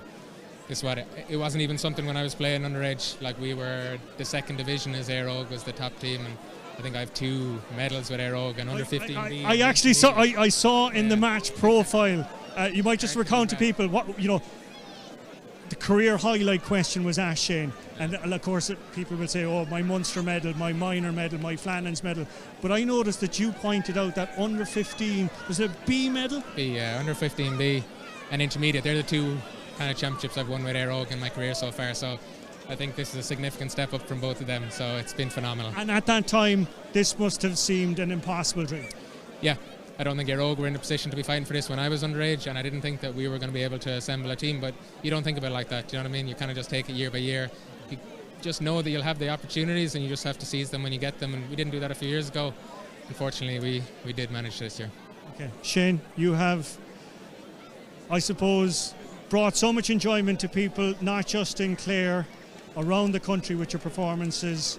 and I'm just delighted this afternoon for you and for the club that now you're getting to celebrate it amongst your own. Thanks so much. Really appreciate that. Well done. Thank you. Shane O'Donnell there, absolutely fantastic. Well, I think that's going to roughly be where we're going to have to end up our commentary for this afternoon and our coverage. And there's been a huge team working here this afternoon. All the people working here in the background for Clare GA TV in association with Stream Sport. I want to mention one man in particular. He was up there on camera a little earlier, and that was Mike Curry. And for Mike, bittersweet this afternoon, as his son Jimmy, of course, was the Clooney Quin captain. Alan Fowdy and Noel Maher were also working diligently this afternoon, and Rob Healy, our producer on site, along with the team back in Limerick in Stream Sport, making sure that all of this went off without a hitch. Thanks as well to Owen on commentary, James O'Connor and Anthony Daly, Mike Finnerty as well too. There was a huge team effort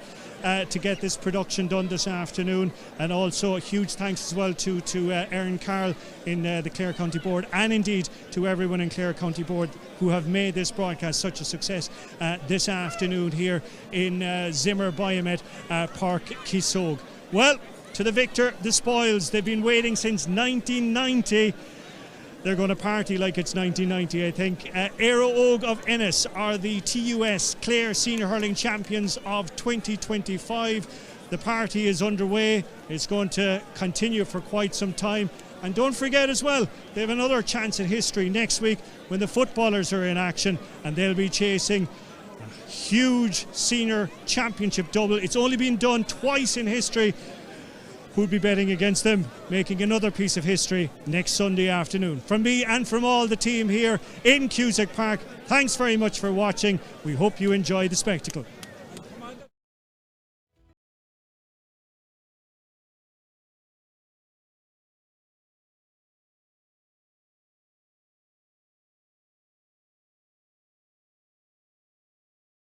You can make it number 42.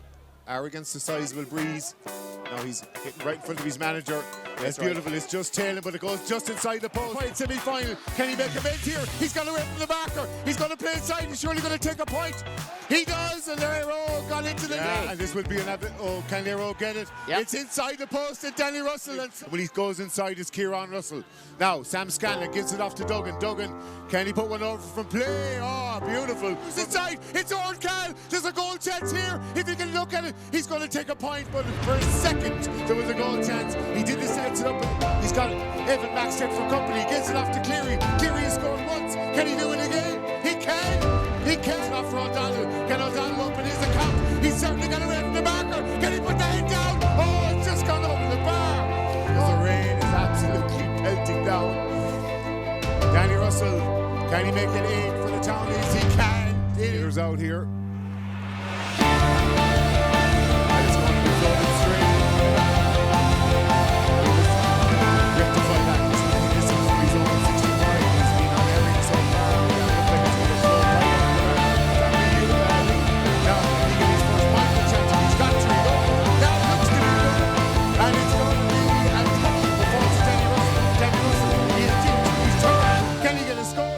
Just going to go up, it creeps in, it's going to be... Do a whole lot wrong, and Peter, can he respond? Looks like it's tailing, is it? Quite immediate. It's gone off for the bar, and this is, if he hasn't, and John Keneally is racing forward. This is a man that can't take a point, but can he do it now? It would be a massive score.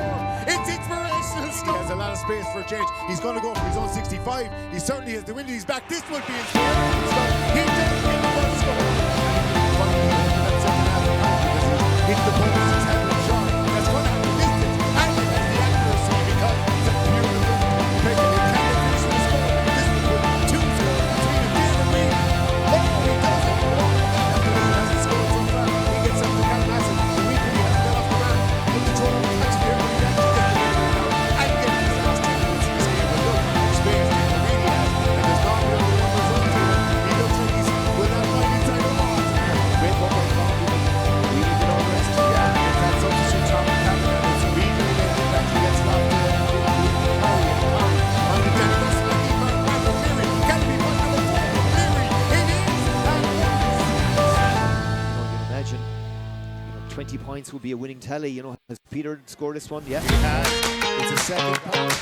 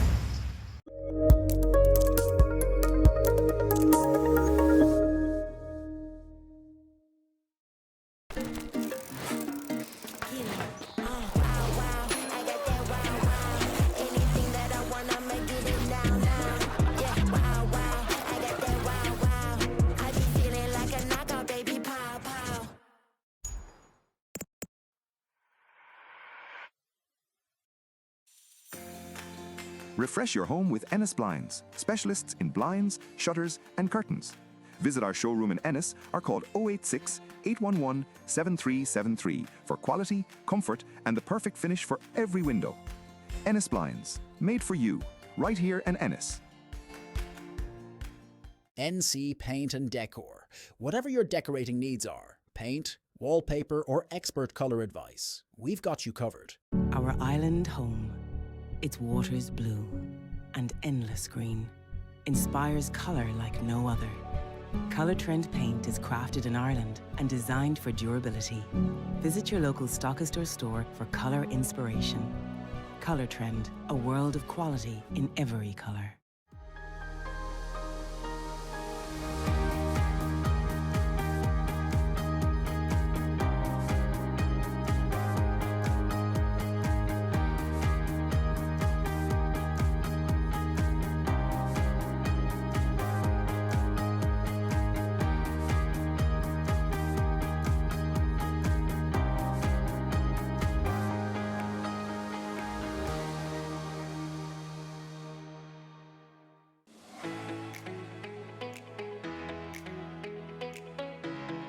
Custom sportswear and workwear by Baru Sports in Ennis and Shannon.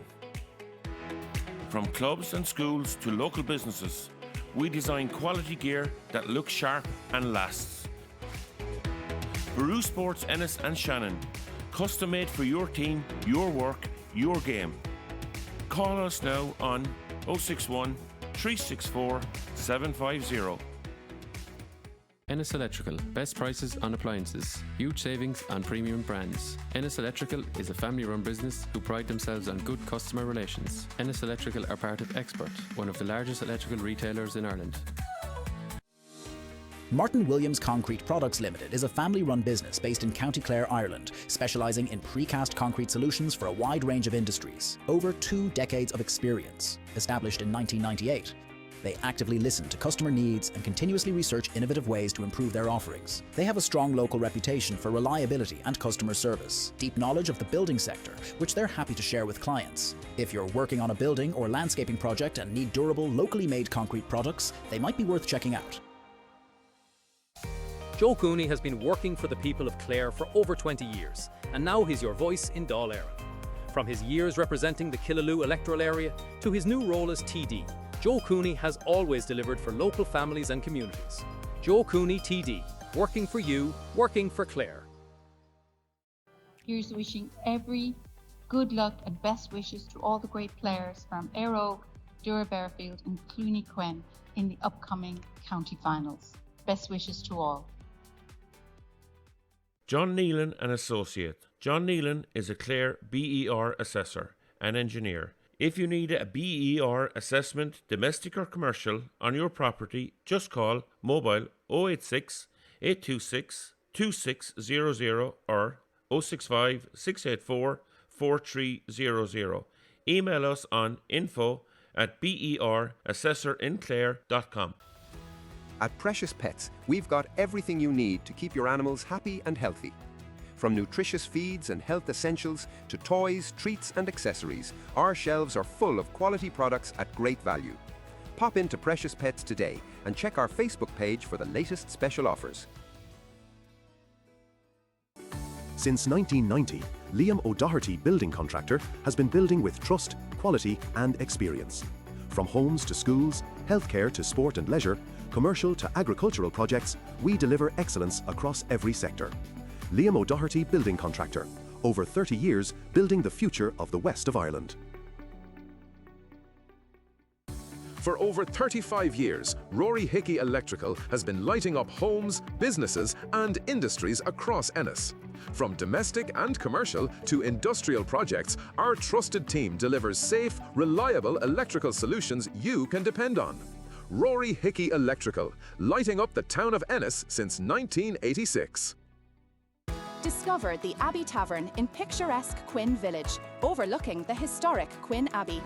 A rustic country pub with cosy fires, great atmosphere and award-winning menus served from breakfast through to evening dining. With friendly staff and a true Clare welcome, the Abbey Tavern is the perfect place to eat, drink and relax.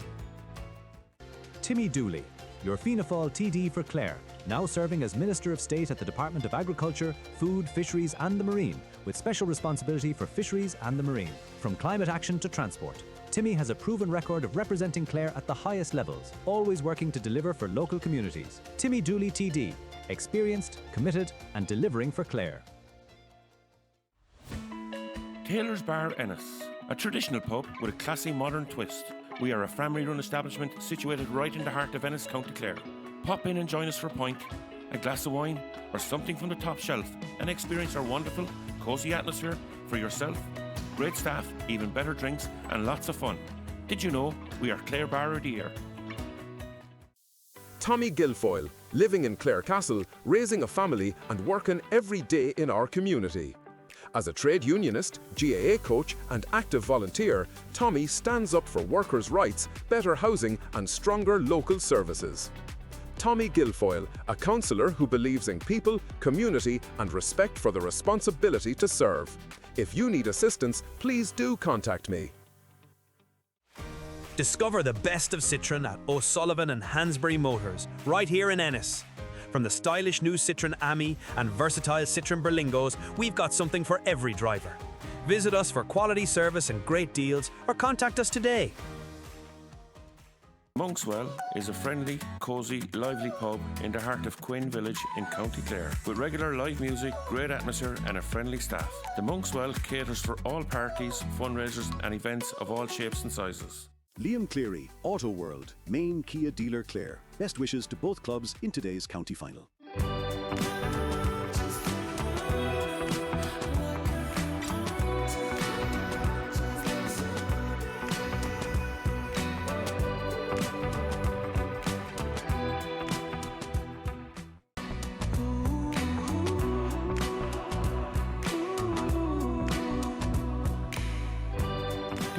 Electric range with 0% APR finance. Liam Cleary, Auto World, main Kia dealer Clare. Best wishes to both clubs in today's county final.